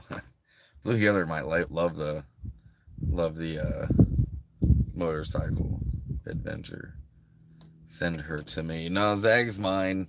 Zig and Zag. We're we're a pair. We're a duo. I know my dog would trip out on a bike. Yeah, I've never put her on a motorcycle, but pretty much any adventure thing like that we've done, she's fucking hated, including, floating on a boat. Like I've taken her out on a kayak many a times. She's not a fan. I could tell she hates it. She doesn't like swimming. She I took her on, I held her while I rode a bicycle one time, and she was starting to panic. I could throw her in the van though, and we could drive for 3 days, and she doesn't care. She's totally a road dog. I sold my electric glide. It was just a heavy.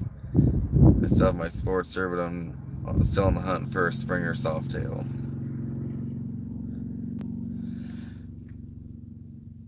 Softail suck critter. Uh oh. I'm not getting into that. That's sensitive territory right there. But you know what I am kind of a fan of that a lot of people aren't fans of is people that ride those Can-Ams with the drive wheel in the back and the steer wheels in the front, two of them. They're like touring bikes. You could throw a tow behind on it too. Those are pretty slick.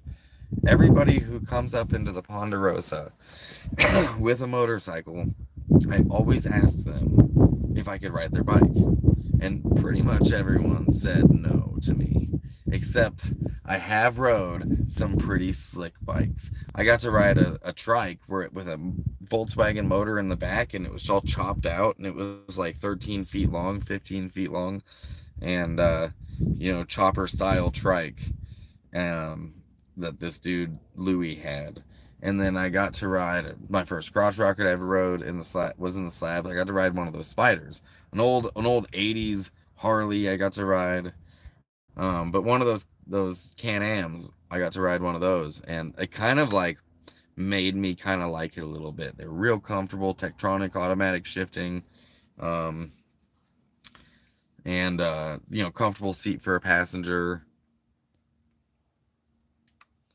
Rebel 250 back of my van. See, that's probably what I would end up having is a Rebel 250 or a little crotch rocket 250. I do like cruisers a little bit more, but I feel like a crotch rocket is a little bit easier to get on and off of a little like tow hitch holder. Zach would be okay with a pup trunk. Those aren't motorcycles. A pup trunk. What is that? Those aren't motorcycles. Are you talking about the 250s? Or are you talking about, oh, you're talking about the Can-Ams.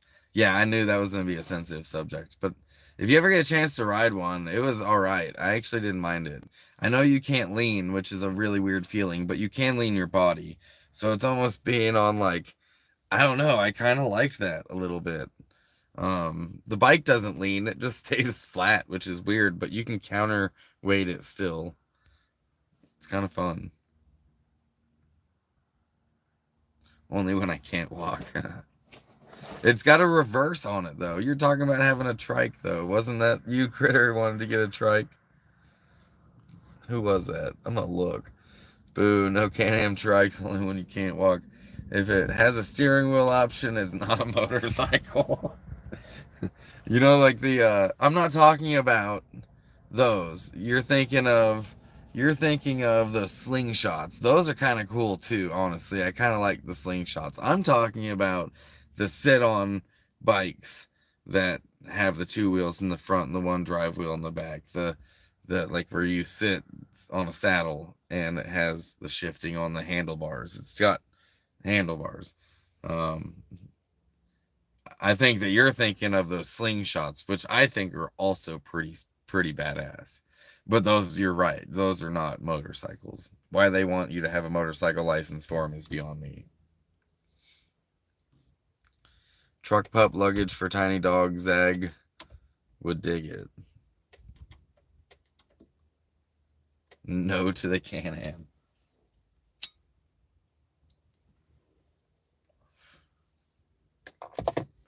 I know. Those Can-Ams are sensitive subjects, but I wouldn't hate it.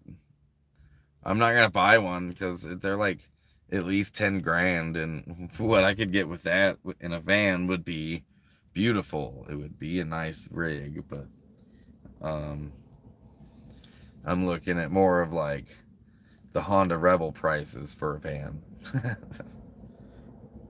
The 250 Rebel, that's about what I could spend.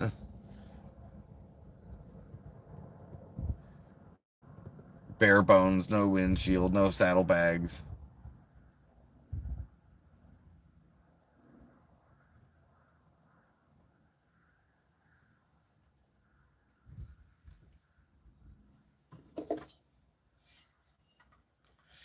Test drove a Vanderbilt in Daytona one year, and that was fun as hell. Can-Am also comes with four wheels. Does it come with four wheels? I thought it just had the one drive wheel in the back and then the two steer wheels in the front.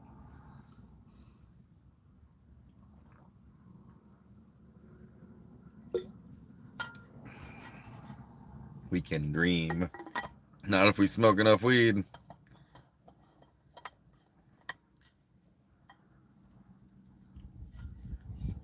Vanderbilt. Excuse me, mama. Has anyone out there ever rode a Honda Matic? I think it was like in the 90s they made these bikes. It's called a Honda Matic. It was an automatic motorcycle. This thing was, these things are fucking scary, scary fast because they would shift so quickly through all the gears, like a moped, but with on like fucking steroids. And it was like, oh man, you would have you couldn't ride it a Vanderhall.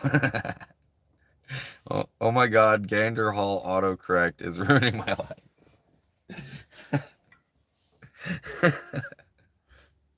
Vanderhall. You're doing great. They still make automatic motorcycles. Yeah, but this one was the Honda Matic, is what it was called, the Honda Matic, and there wasn't too many of them made.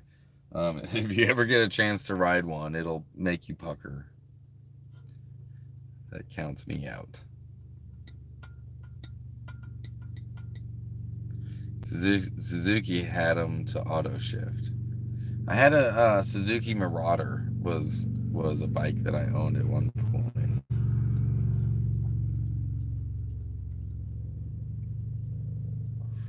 I had a few motorcycles in my day. Shaft driven, belt driven, chain driven. I think my favorite one might have been my first one. And I'm trying to remember, was that the Suzuki Marauder? Suzuki Marauder is a shaft driven bike, right? The hell was my first bike? I do remember it was a 500, but now I can't. I'm pulling a total fucking brain fart about what bike it was. Like ABS braking, it sucks big time on motorcycles. You look like a motorcycle lover. I'm a motorcycle lover without a motorcycle. I can't afford it. BMW has a few bikes that are nice. I love the off-road bikes. I had a Suzuki, actually no, it was a Kawasaki 250 Dual Sport that I carried on the back of my RV for quite a while. Um, I really enjoyed that thing. I didn't like the dirt as much as I thought I would. And it had knob tires on it, so when you took it on the pavement, it was kind of wobbly at like 40 miles an hour. It'd get a little squirrely underneath you because there wasn't very much surface area. Um, but if I had gotten like some dual sport tires put onto it, I think I would have enjoyed it a lot more.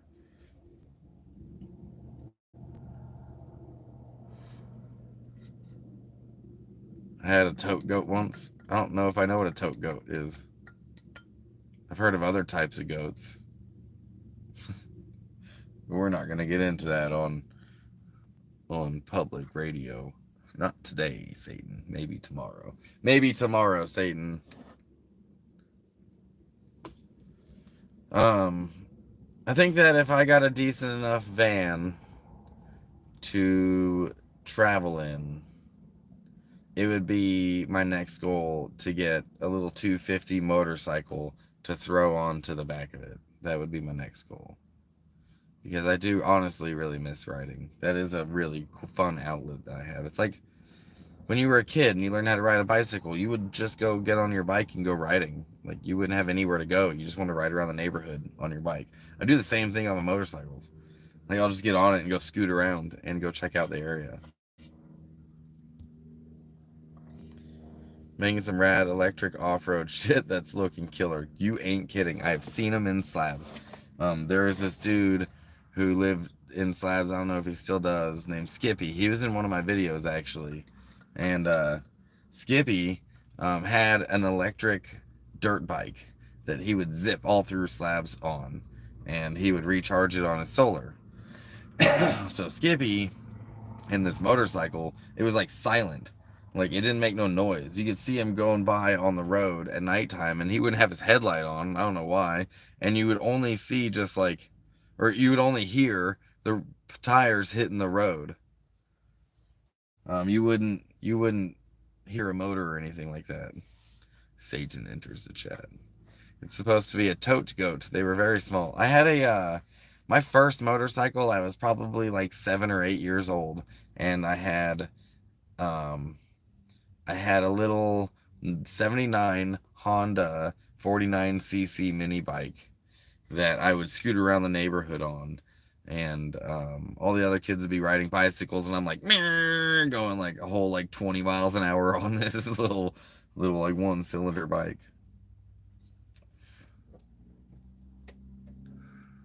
Yeah, Zach could stay in the van while I ride my bike. That's very true. You would love our sporty apes, windshield, half-board, stereo, etc. You know, if I had the money, Critter, if I had the money, I wouldn't get ape hangers too high, but I would probably, um, I would probably have a full dress motorcycle. I want a full dress, I want hard saddlebags, and I want a trunk.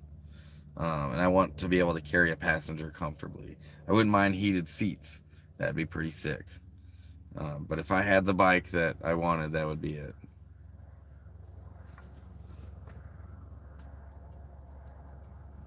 like a nice, comfortable, full dress touring bike.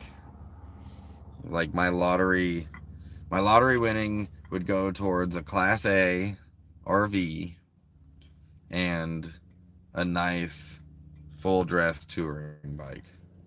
That would be my lotto winnings. So then I'd finally have a house that I can afford, for fuck's sake. And then I'd have my recreation. Maybe throw a kayak or a canoe on top of it.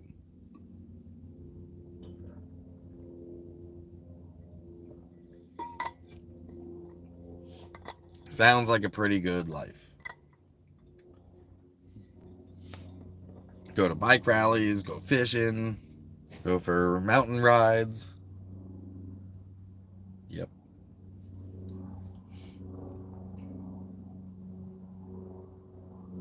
Just, I guess I should go buy lottery tickets.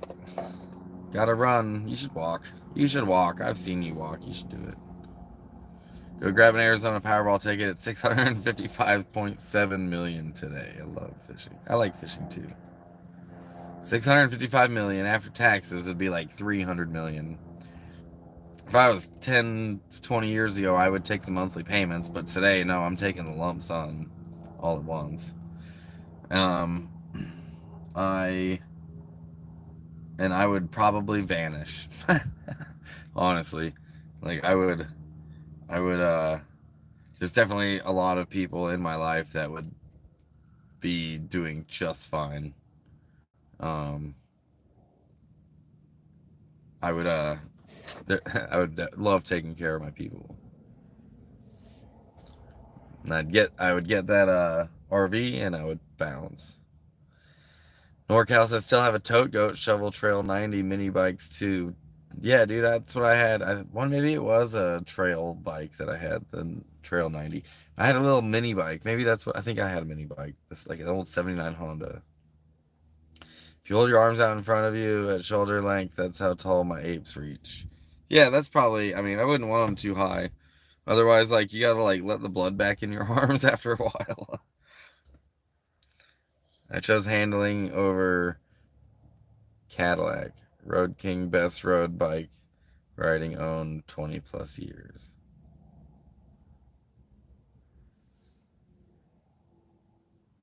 68K 01 trade until 11. I don't connect with a lot of people, and you are one of them. Oh, you don't connect?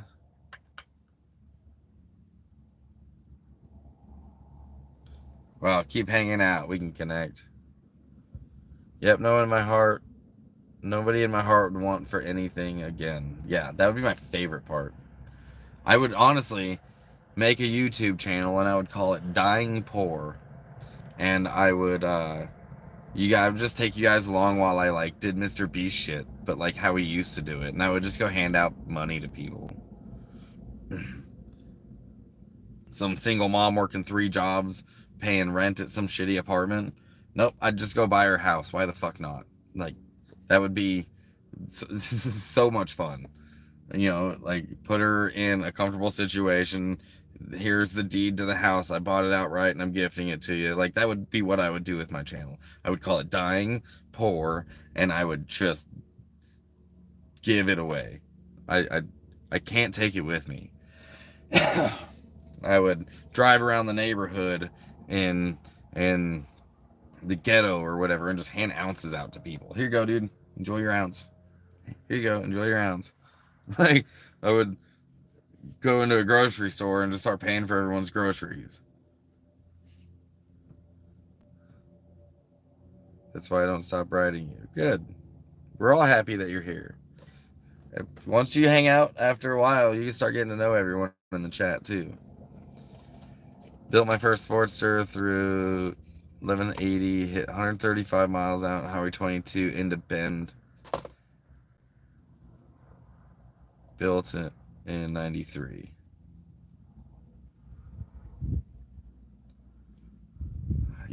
Highway 22, isn't that's where like the rock castle is, right? 22 goes out of Sisters. I think I know which highway you're talking about. Like, not the McKenzie Pass. Is it McKenzie Pass? It might be the McKenzie Pass. $300 million. 300 million. That would be retarded. That'd be so much money. Like, I bet you. Have you ever? Maybe some of you guys remember this movie. Do you guys remember a movie back in the '90s, maybe the late '80s, called Brewster's Millions with, shit, what's his name? Richard Pryor. Brewster's Millions. Like, I would do some Brewster's Millions shit if I won $300 million. It would just be giving it away. I always said if I won, I would pay the next 100 people whose utilities were about to be shut off in full. Yeah, that'd be cool. 22 and 20 merge into. Yeah, okay, yep. That's the pass I was thinking of. Oh, yeah, so it goes like you're going towards Eugene, and then it meets up to the 20 and then cuts down into Sisters. I bought some lady's groceries once because she didn't have enough money. Oh, that's, dude, people love that. Like, that's such a great way to, like, show that, like, hey, you matter. Even though you're a stranger, you and your food matter. Like, buying food, like, that's a thing. Did 138 on a Cowie 900 with 2 on it.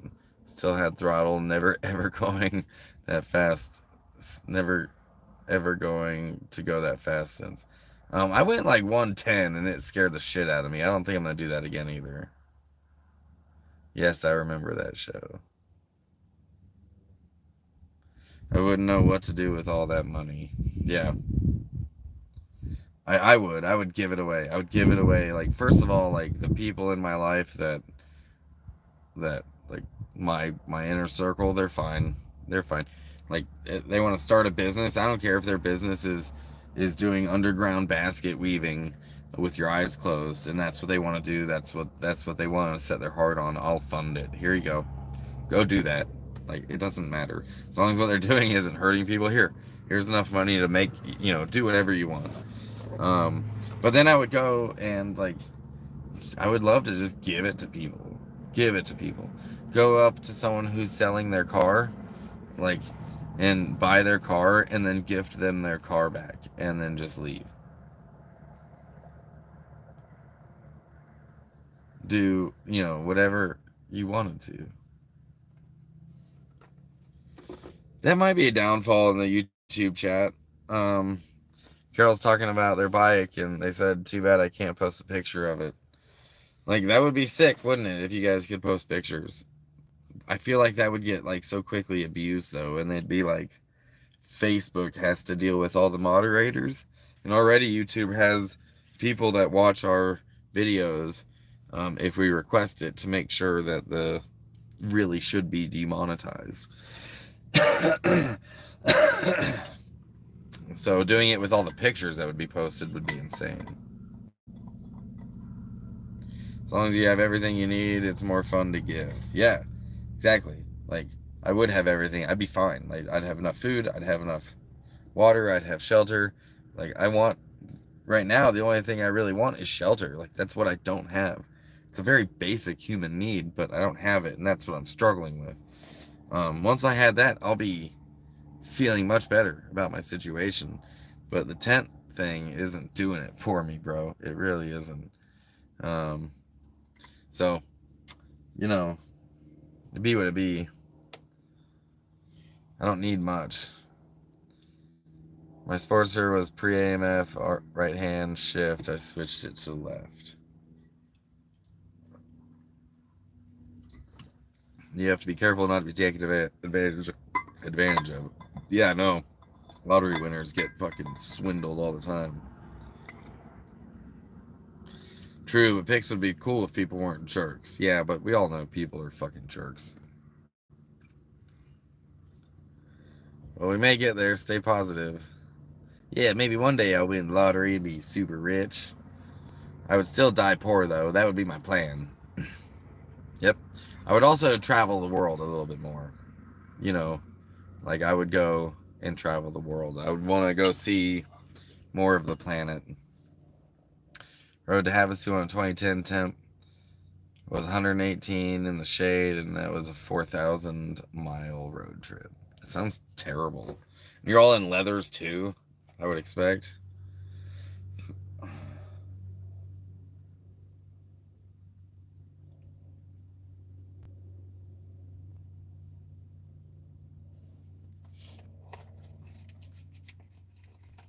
Damn, we got to talking bikes, and everyone's like, oh, I ride.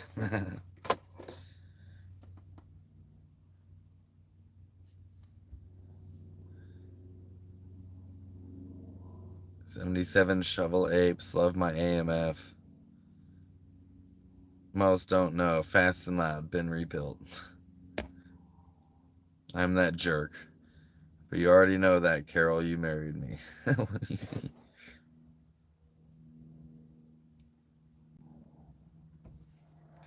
Well, first things first, maybe one day I'll get me a bike. It would be so much fun. That's like a fun hobby that I have, going riding.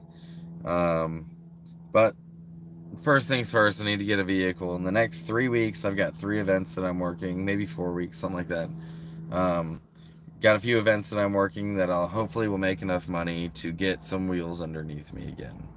That's the plan. And then I'll get up to Oregon and I will sell the van and I'll put everything from the van into the car and build it out maybe a little bit and get it road ready.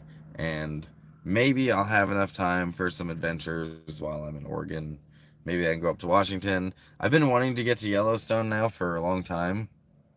Um, that would be something I would like to do. I'd like to go check out the Upper Peninsula. If I got a vehicle that was a decent on gas, I'd be able to go check these places out. How long will I be in Arizona? I'm not sure. Um, I'm not sure. Are you going to Country Thunder, Sapphire? Nothing better than a rebuilt shovel. First bagger was pan shovel 67, ride over 100,000 on that bike.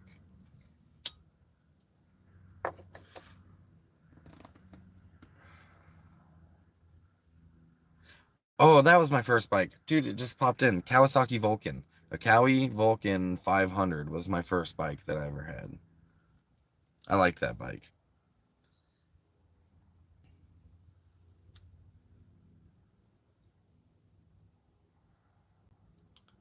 Yeah, you should go to Sapphire. If you go to Country Thunder, you might see me there. Sucks I can't really ride right now. I still don't have my balance at 100%, so it's not safe for me yet. Yeah, dude, that's why you wanted to get a trike. You can get a trike, right? Or do you get like vertigo? Because that would be dangerous to ride with vertigo. Have you thought about talking to people that want to get rid of vans? Some just want to get rid of it.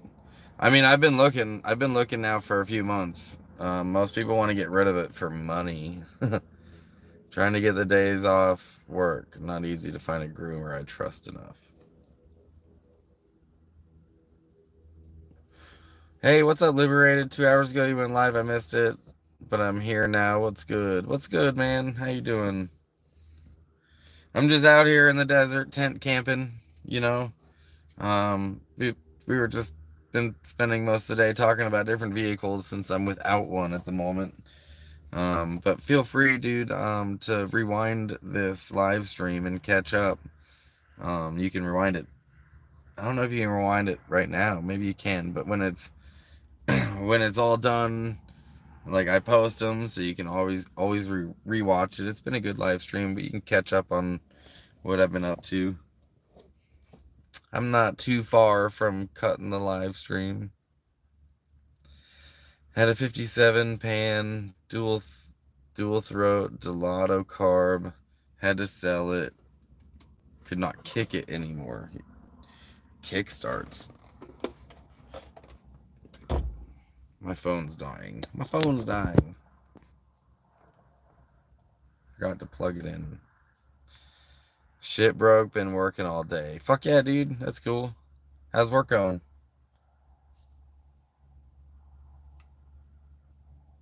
Yeah, been there, critter. Only have 30,000 on my 11 Road King.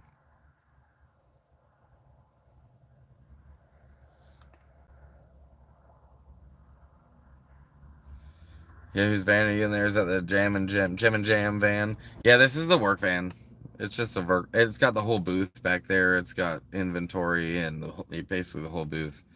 Um, I'll show you my camp. I showed it a couple times.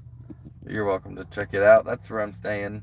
That tent got torn up by the wind, so I'll have to find a dumpster for it. That one's holding strong. Um, but the van is just like, right now it's kind of warm out, so It's giving me some shade, a nice breeze coming through the window. Um, so I figured I could do a live stream. It's got the little holder for your phone. Good. Went from roofing back to carpet. That's so much harder on your back, I think. I did tin roofing, did metal roofing for quite a while when I was younger and my back was stronger. Is there a way to stay in there? Oh, in here? Um, yeah, if it's raining out, I can make some space in here. It's just not very comfortable. I don't talk about my pre-Harley days. It's all right, man. It's all good. We all started somewhere. I don't really. I mean, Harleys are cool, but you know why Harley riders wave at each other with their fist closed? It's so they don't drop their wrench. They're always working on their bikes or breaking down. Fucking Ohio for you. I was raised on many bikes, but my first motorcycle was a 73 Honda XR75. Jumped to the Yamaha 125 and 250. My first street bike was a 360 Nighthawk. Oh, nice. Yeah, I was raised on mini bikes too. I think my first one was a 79 Honda, like a 49cc mini bike. Like what alcoholics ride when they lose their license in some states. After my first Harley, I never looked back. Yeah, if you look back, you'd see all the oil you were leaking. That's funny. You can't deny it. That's good. I always loved the XR75 as a kid. You're starting to get happy eyes now. That's cool. Yeah, I mean, for those of you who know me, know that I try to keep positive. Like I've always tried to keep positive. It gets harder and harder as I'm like, struggling and striving. But yeah, like I mean, you gotta laugh through it sometimes. Like you don't have much of a choice. Sometimes you just gotta laugh through it.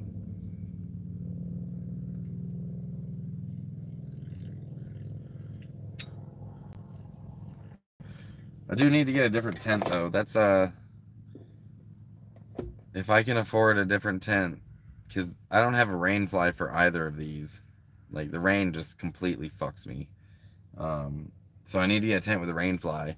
I have a tarp, but the tarp is super loud and it's like cheap, and in the wind it's just getting torn up. So a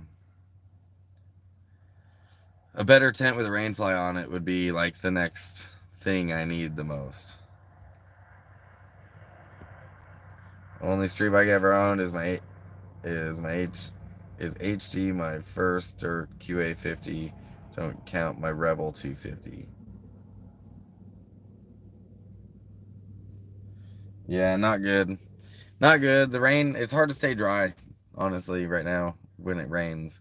And we don't have any rain in the forecast, but I can see it right now. Every time I see it, I get a little nervous because I've got like my battery. I'd have to, well, it's in here right now, thankfully, but I'd have to tuck everything. Like the rain really messes me up.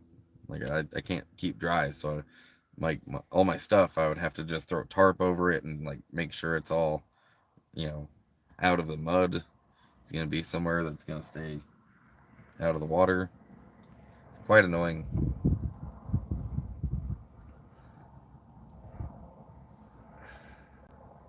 My brother first year YZ 125, rest was history on dirt.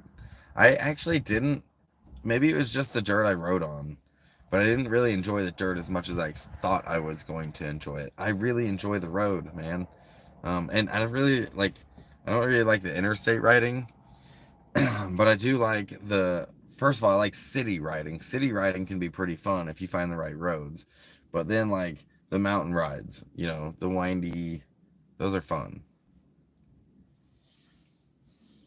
Pucker up, anything is possible. Pucker up. I could start an OnlyFans and make the money in a month.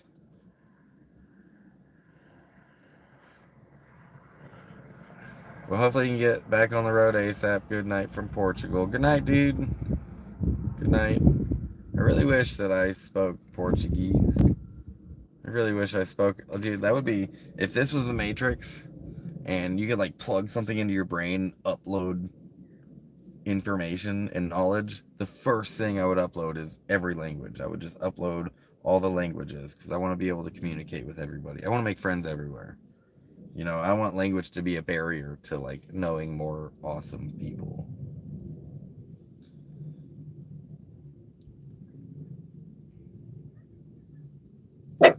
Oh my god, you startled me, dog. What the fuck? It's just a lady calling her dog. Other people are allowed to exist. You startled me. You mean Elon's chip? Yeah, dude, that thing's interesting. I don't know if that thing's uploading knowledge into people's heads, but that thing, I was just talking about that yesterday with Alicia. Glacier National Park, best road trip. Hannah Road was okay on a Harley. Um, I've been to Glacier before, but not on a bike.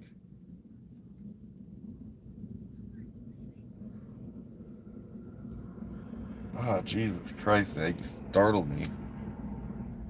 Like a shot of cortisol.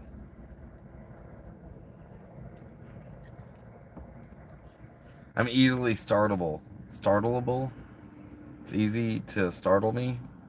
Startleable. That's a fucking weird word. I don't even know if it's a real word, but it is today. We're just gonna run with it. It's a living language. I can make shit up. It's cool. I coined it first. You heard it here first, folks. Startleable. That's me. I coined it. Stamped it. March 20th, 2024. 4:11 Pacific time. You guys want to see the view I got right now? Let me show you.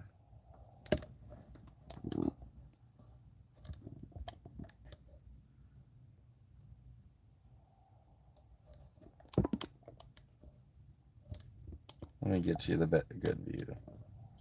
There we go.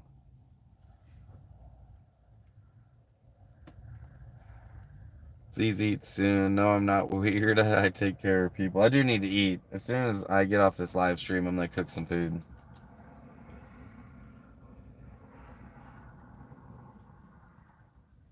That's my next plan.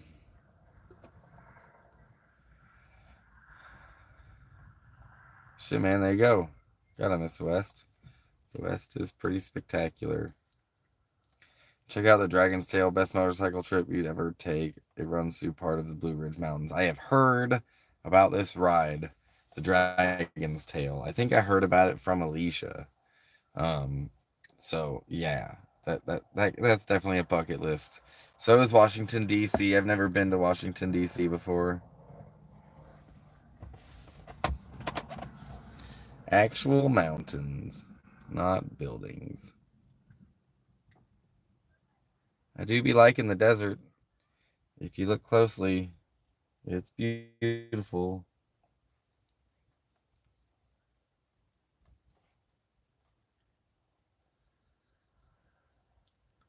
Got some saguaros out there.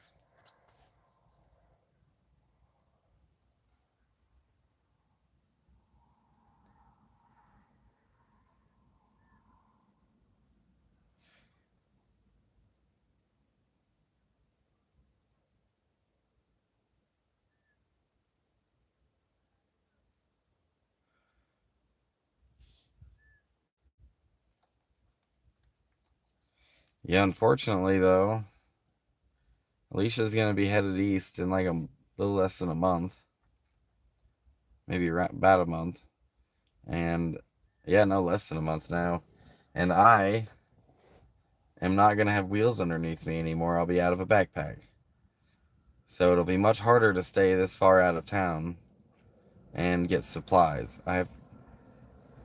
It's gonna be interesting, how the next couple of months go for me. I'm not sure what I'm gonna do yet. Um, I'm honestly a bit nervous. I've never traveled out of a backpack before, but I guess I will soon.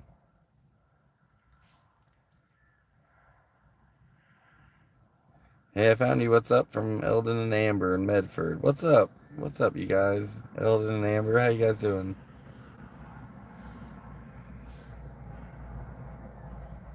I've been around Medford area a time or two.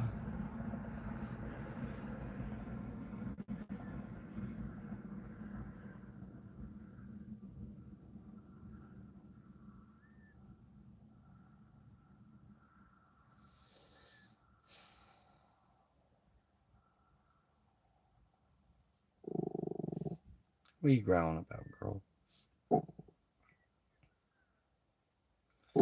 What about your land? I gotta take care of my van first. I gotta get my van squared away. Either sell it or um, part it out or something. Not sure yet.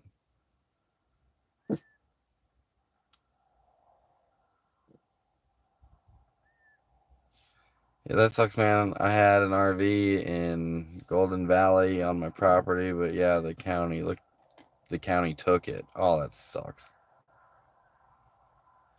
Hey, what's up, Darren? Welcome to the live stream. You kind of caught the end of it.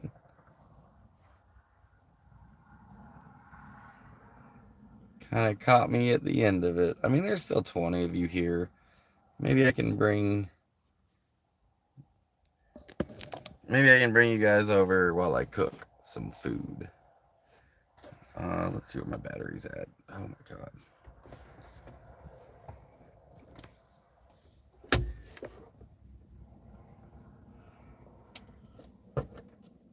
I honestly don't know if the phone would survive in the sun during a live stream. It overheats. It's done that a few times in the past. Some of you probably remember. Yeah, you guys are a sounding board. You guys are a good one. I would have let you stay there. Yeah, that'd have been cool, man. Smash that like button.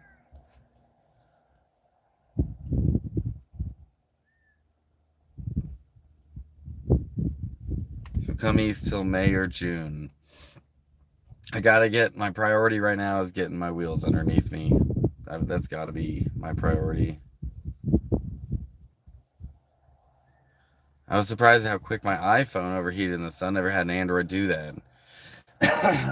Yeah, my phone doesn't ever have a problem overheating unless I'm live streaming and it's plugged in. If I'm live streaming and it's plugged in, then it overheats really quick if it's in the sun.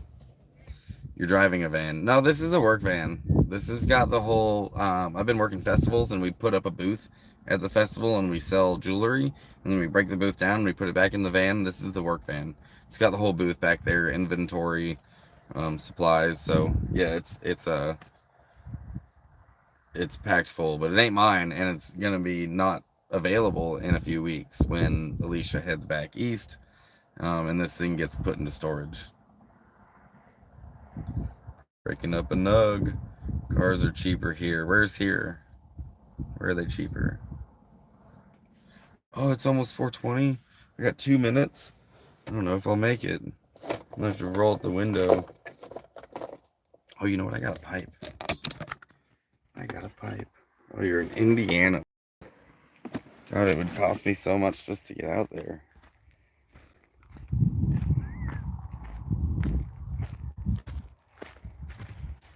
Somebody in one of my comments said that they would give me a vehicle if I got to Colorado. And I remember saying, like, okay, tell me about the vehicle. Let me,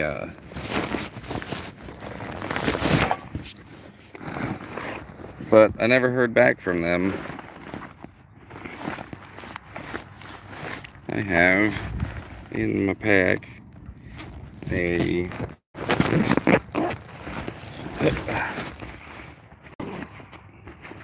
what am I looking for? Seasonings, a pipe. That's oh, there it goes.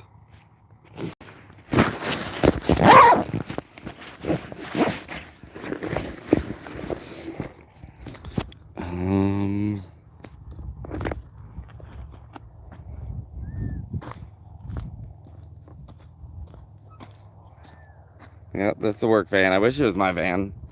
I really do. It would be pretty much perfect.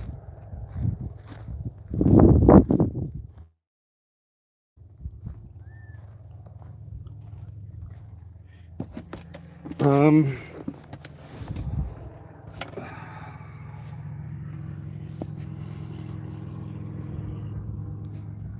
it would be a perfect van for me. Like, this is a McMansion. It's a McMansion for van lifers. What's the name of your Amazon wish list? So if you go to my description of this video, I have my link tree in the description of this video. And my link tree has all of my links. It has my social media, my email, it's got my Facebook, my Instagram, and it's got my Cash App, my PayPal, my Venmo. But it also has my Amazon wish list on there. But I don't know if you search it, I think it should come up as Nomadic Sig. Where are you now? Been busy lately.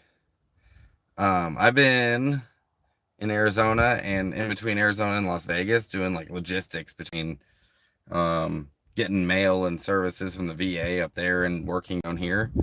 And I got a few events that I'm working in the very near future.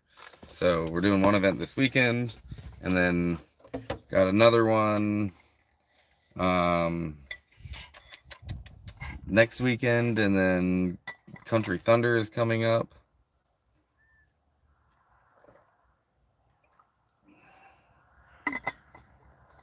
So I'll be working a few events and trying to get enough money to get a vehicle, because this tent living backpack life, some nomads do it all right, man, but it's really not for me.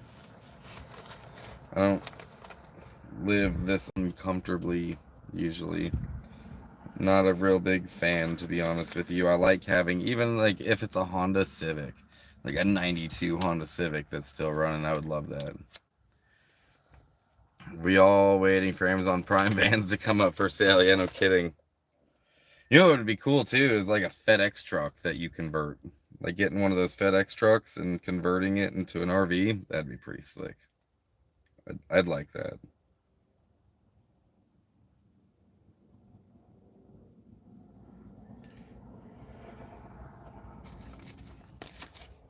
You would have a roof while you were here. Too bad you can't get the van here. Motor for it would be under $1,000 installed, since that's what my son does. Dude, yeah, shipping the van out there would be like, it's just, yeah, too bad. Shipping the van out there would cost the same as just fixing the motor there.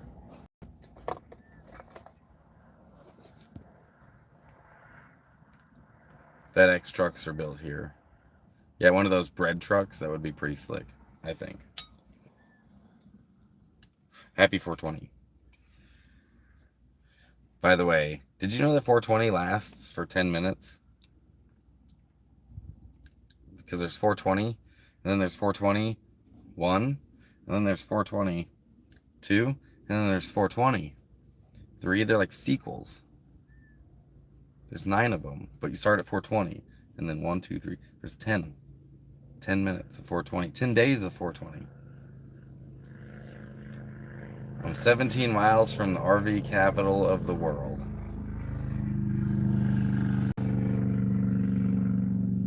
Yuma? Where are you at? Quartzsite? I will do some research for you. It's 3/20/24 today. Yeah, but the time where I'm at right now is 420.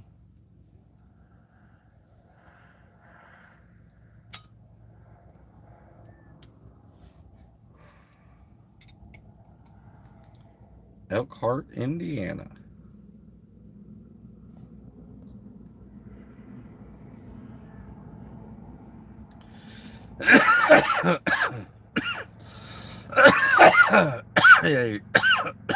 Oh, Elkhart RV capital, I see. Yeah, out in France, it's probably like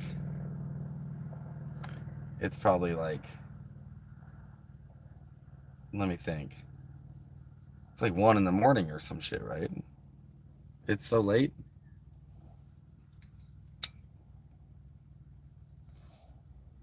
Maybe more like 9 or 10.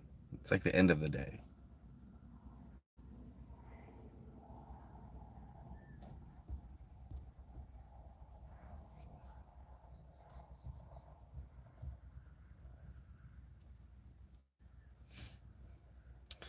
I wouldn't mind getting an RV. Um, if I can find an RV in my budget that doesn't need a ton of work, I would be willing to get an RV. Um, I just want it to be mechanically sound because the rest of it I could tinker with myself. Is that a new piece? No, someone donated this to me. Um, I got it given to me when I got off the plane. Chuck hooked me up so I could smoke.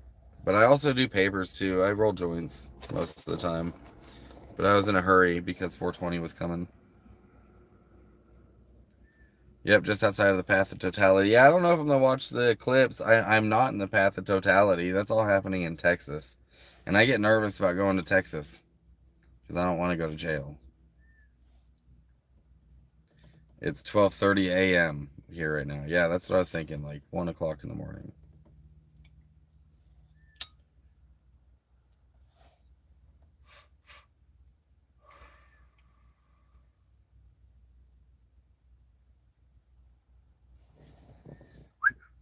Come here. I'm keeping you up. Oh no. A lot of people have told me that they listen to me when they go to bed.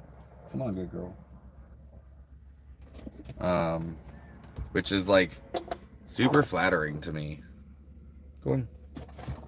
Good girl.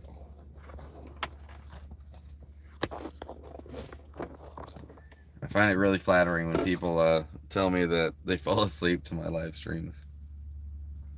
I just picked up a new piece last week. Carol didn't want to clean my other one that looks like yours.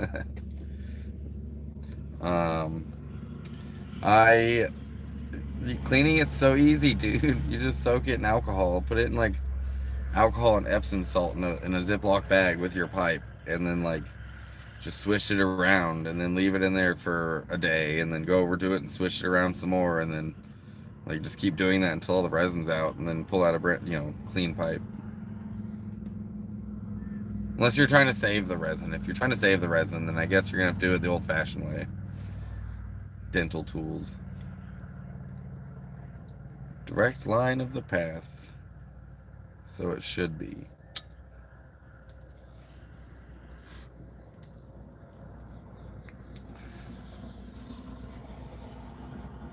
It's easier to clean if I just hand it to Carol. Yeah, that's fair. When I was married, I had. Did you ever see that video where it was like the married dude? Um, most of us married guys have this. It's like a magic coffee table in every married man's house. That anything you put on this coffee table, like pizza boxes, soda cans, beer cans, whatever you put on it, it just magically disappears. It just vanishes. Like you don't have to worry about it. You don't have to worry about taking it to the garbage. The table will take care of it for you. It's pretty amazing. And be without a pipe for more than 3 hours. Are you crazy? Is that a pipe you're smoking? Yeah, it is. It is. In fact, for most married men who have this coffee table, they even try to see how far it'll go, like how much magic this table has. So they start like intentionally throwing more and more trash on it to see if the table takes care of it or if it leaves it behind so you have to take it to the garbage. And the more they challenge the magic of the table, the more it just does it. It just vanishes. It goes away and you don't have to worry about taking it to the garbage. It's most married men have this table. It's pretty cool. Doing cannabis fest in 17th and 18th. Grab a new piece, not clean, now pile of dirty pieces. Yeah, she cooks my food, so not pushing that one. Smart. That might be smart. They are known for, like, women are known for poisoning people, so. There's a 24-foot RV on Marketplace for 988. It's in Gilbert. I'll have to. Can you send me a link to it? I've seen a lot of scams on Facebook Marketplace. So if you click on like the who posted it, you'll see like they posted it in every city in America, and you're like, it's a scam. But yeah, I'll take a look at it. Nope, not my husband. I have the magic table. Uh-oh. Carol said she will leave me if I ever quit smoking. I think that's fair. If I ever quit smoking, I wouldn't be the most pleasant of people to be around, I don't think. It definitely helps, like, me keep an even keel. They say that I'm very innocent. Go ahead, you can say it. You're innocent. It's more common, like, the people in a lot of the world don't smoke because cannabis, because it's not legal, but it's been socially acceptable here for so long and now legally acceptable in a lot of the country, so.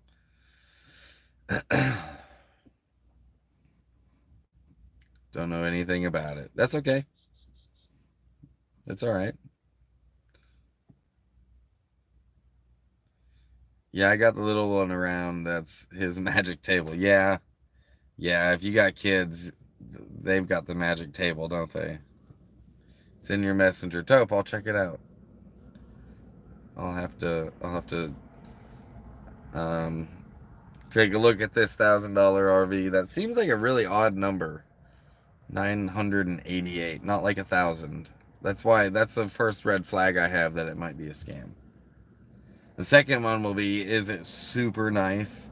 Is it like a $30,000 RV they're selling for $1,000? That's the second red flag for scams on Facebook. And I've been scouring Facebook, but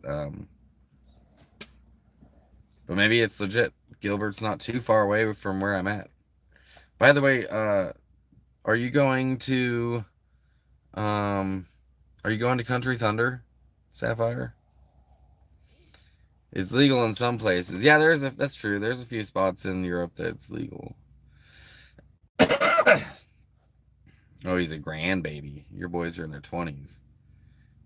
That's cool. I've got a 20-year-old. Oh, medicinal. I would do my medicinal card, but in our country, so far as it stands, you have to. If you get your medical card in our country, you lose your Second Amendment right, but only if you're honest on the paperwork when you're buying a gun. And I'm not quite ready to give that right up yet. So I just use the recreational side of it.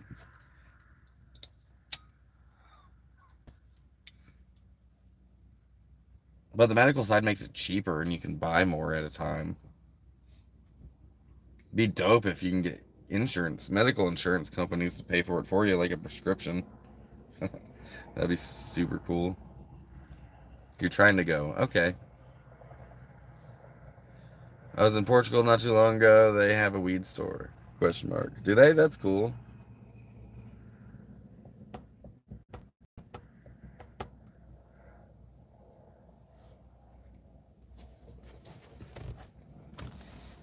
Um, I kind of want to go. I want to go travel the world. I want to go to all the places where they speak English. So finally, I'm the guy with the accent. Ohio's legal, and I got some grow on. But damn, these things take forever. Different than getting a bag. Yeah, growing your own definitely takes a while. Sure, want to see Jelly Roll Saturday night. I see. Is he going? Is he? I'm gonna. If you go, then I'll be doing the golf cart cab taxi thing. So be on the lookout for Zig. It's legal there and in Holland. I see. That's cool. My neighbors don't smoke and wanted to, so I fired up a stizzy. the best night's sleep they've had in years and hasn't felt no pain yet. The benefits of smoking is wonderful. It has been for me. It's been wonderful for me. I think it's different for everybody. Some people, it's not for them, but it definitely is good for me. But 100 an ounce out this way. That's not terrible. $100 an ounce. As long as it's decent weed. Hey, look out for me. Yay. Yeah, there's some people that pop into my live stream that I do know. Yeah, for sure. But, all right, you guys got me for another 5 minutes. And then I'm going to go cook before the sun goes down too far. I gotta eat, put some food in my belly. It's 4:20 and I still haven't eaten today. Did I eat today? Drank some coffee. I don't think I've eaten. What's on the menu? I'll probably make some breakfast for dinner because I haven't eaten today, so it's technically breakfast. So I'll probably make like some eggs and some cheese, throw some sausages in there, make a scramble. That's probably the plan. No charge. No charge for when they prescribe it. That's cool. We have to pay for it here. Honestly, living out of a bag, it makes it more difficult to eat healthy. Like I can't have fresh food for very long. I've got to eat it immediately. Meat, you got to cook it immediately and eat it. So it's like a lot of canned stuff and eggs.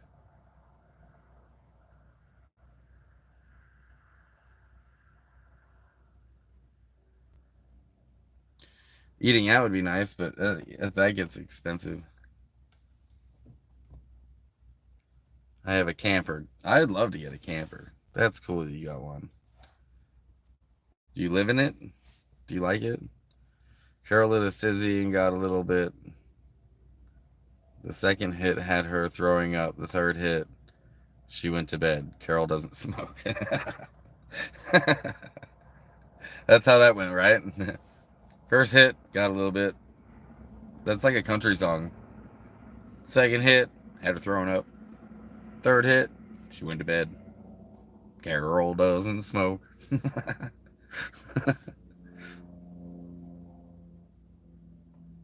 About 12 T-bones today for $65. That's sick, dude. I like canned chicken and tuna, toss it in anything. Yeah, I've done the canned chicken thing quite a bit. Throw it into like some quesadillas or something. Make it sausage gravy and biscuits. Dude, that is my favorite food. Biscuits and gravy, sausage gravy. Choice, bro. Canned corned beef, hash, and eggs is my go-to in a van. That's not so bad either. Corned beef kind of like, I don't know. I got a kind of an iron stomach, but sometimes it fucks my guts up. And it's super salty. I prefer sausage, but chicken is my go-to canned meat. But corned beef is definitely a close second. 10 pounds of hamburger for $30. Dude, I couldn't even eat it that fast enough. It would all go bad because because I don't have any way to keep it preserved. No AC, no fridge, no cooler. If I had a cooler, that'd be a pain in the ass because then I have to go get ice every single day. And living this far out of town, it's harder to get ice. But I want to be closer to town because then you're living with all the bums. You're living with all the other tenters that are close to the city and stuff. And I don't like that much. I don't want to hang out with the other homeless people. I want to be left alone. So, Mickey D's got biscuits and gravy. I've never had their biscuits and gravy before.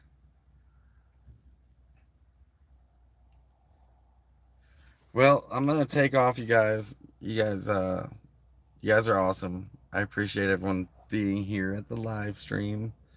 Um, I do have some footage I need to edit soon and post up. I haven't forgotten about y'all. I've just been hyper focused on trying to get some wheels underneath me. So bear with me as I get through this part of my life. I'm going to be traveling again soon. I'm going to be sharing my adventures.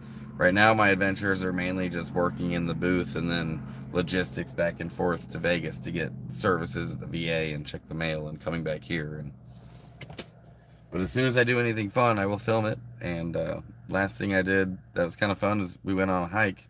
We had some time in the afternoon to go on a hike, so I ended up filming that, and I got to edit it. I'll do that later today if I got time. Um, but yeah, I appreciate everyone missing me, and I appreciate those of you who checked up on me while I was kind of absent. So yeah, you can write me. That's cool. Um, but don't forget, my link tree is in the description of this video. If you guys feel free, if you can, if you want, if you're feeling up, right when I was gonna ask. If you want to throw me $5, $10, or whatever, that's cool. If you can't, also cool. Share my favorite video to your social media. That actually does help me too. It gets my views up, it gets my subscriber count up, it gets my ad revenue up, so YouTube ends up paying me more. I remember I got to make $100 each month from YouTube in order to see any money from YouTube. They don't pay you out until you reach $100 on YouTube, and um, so it's like every other month I end up getting money from YouTube because I don't quite make $100 a month. Anyways, good. That's how that works. Pretty soon, you guys will see me get some wheels underneath me. Maybe it'll be a sedan. Maybe it'll be a van. Maybe it'll be a bicycle. Maybe all I can afford is a unicycle, but I will do my best to get moving again. Thanks for being here. And as always, Miles of Smiles.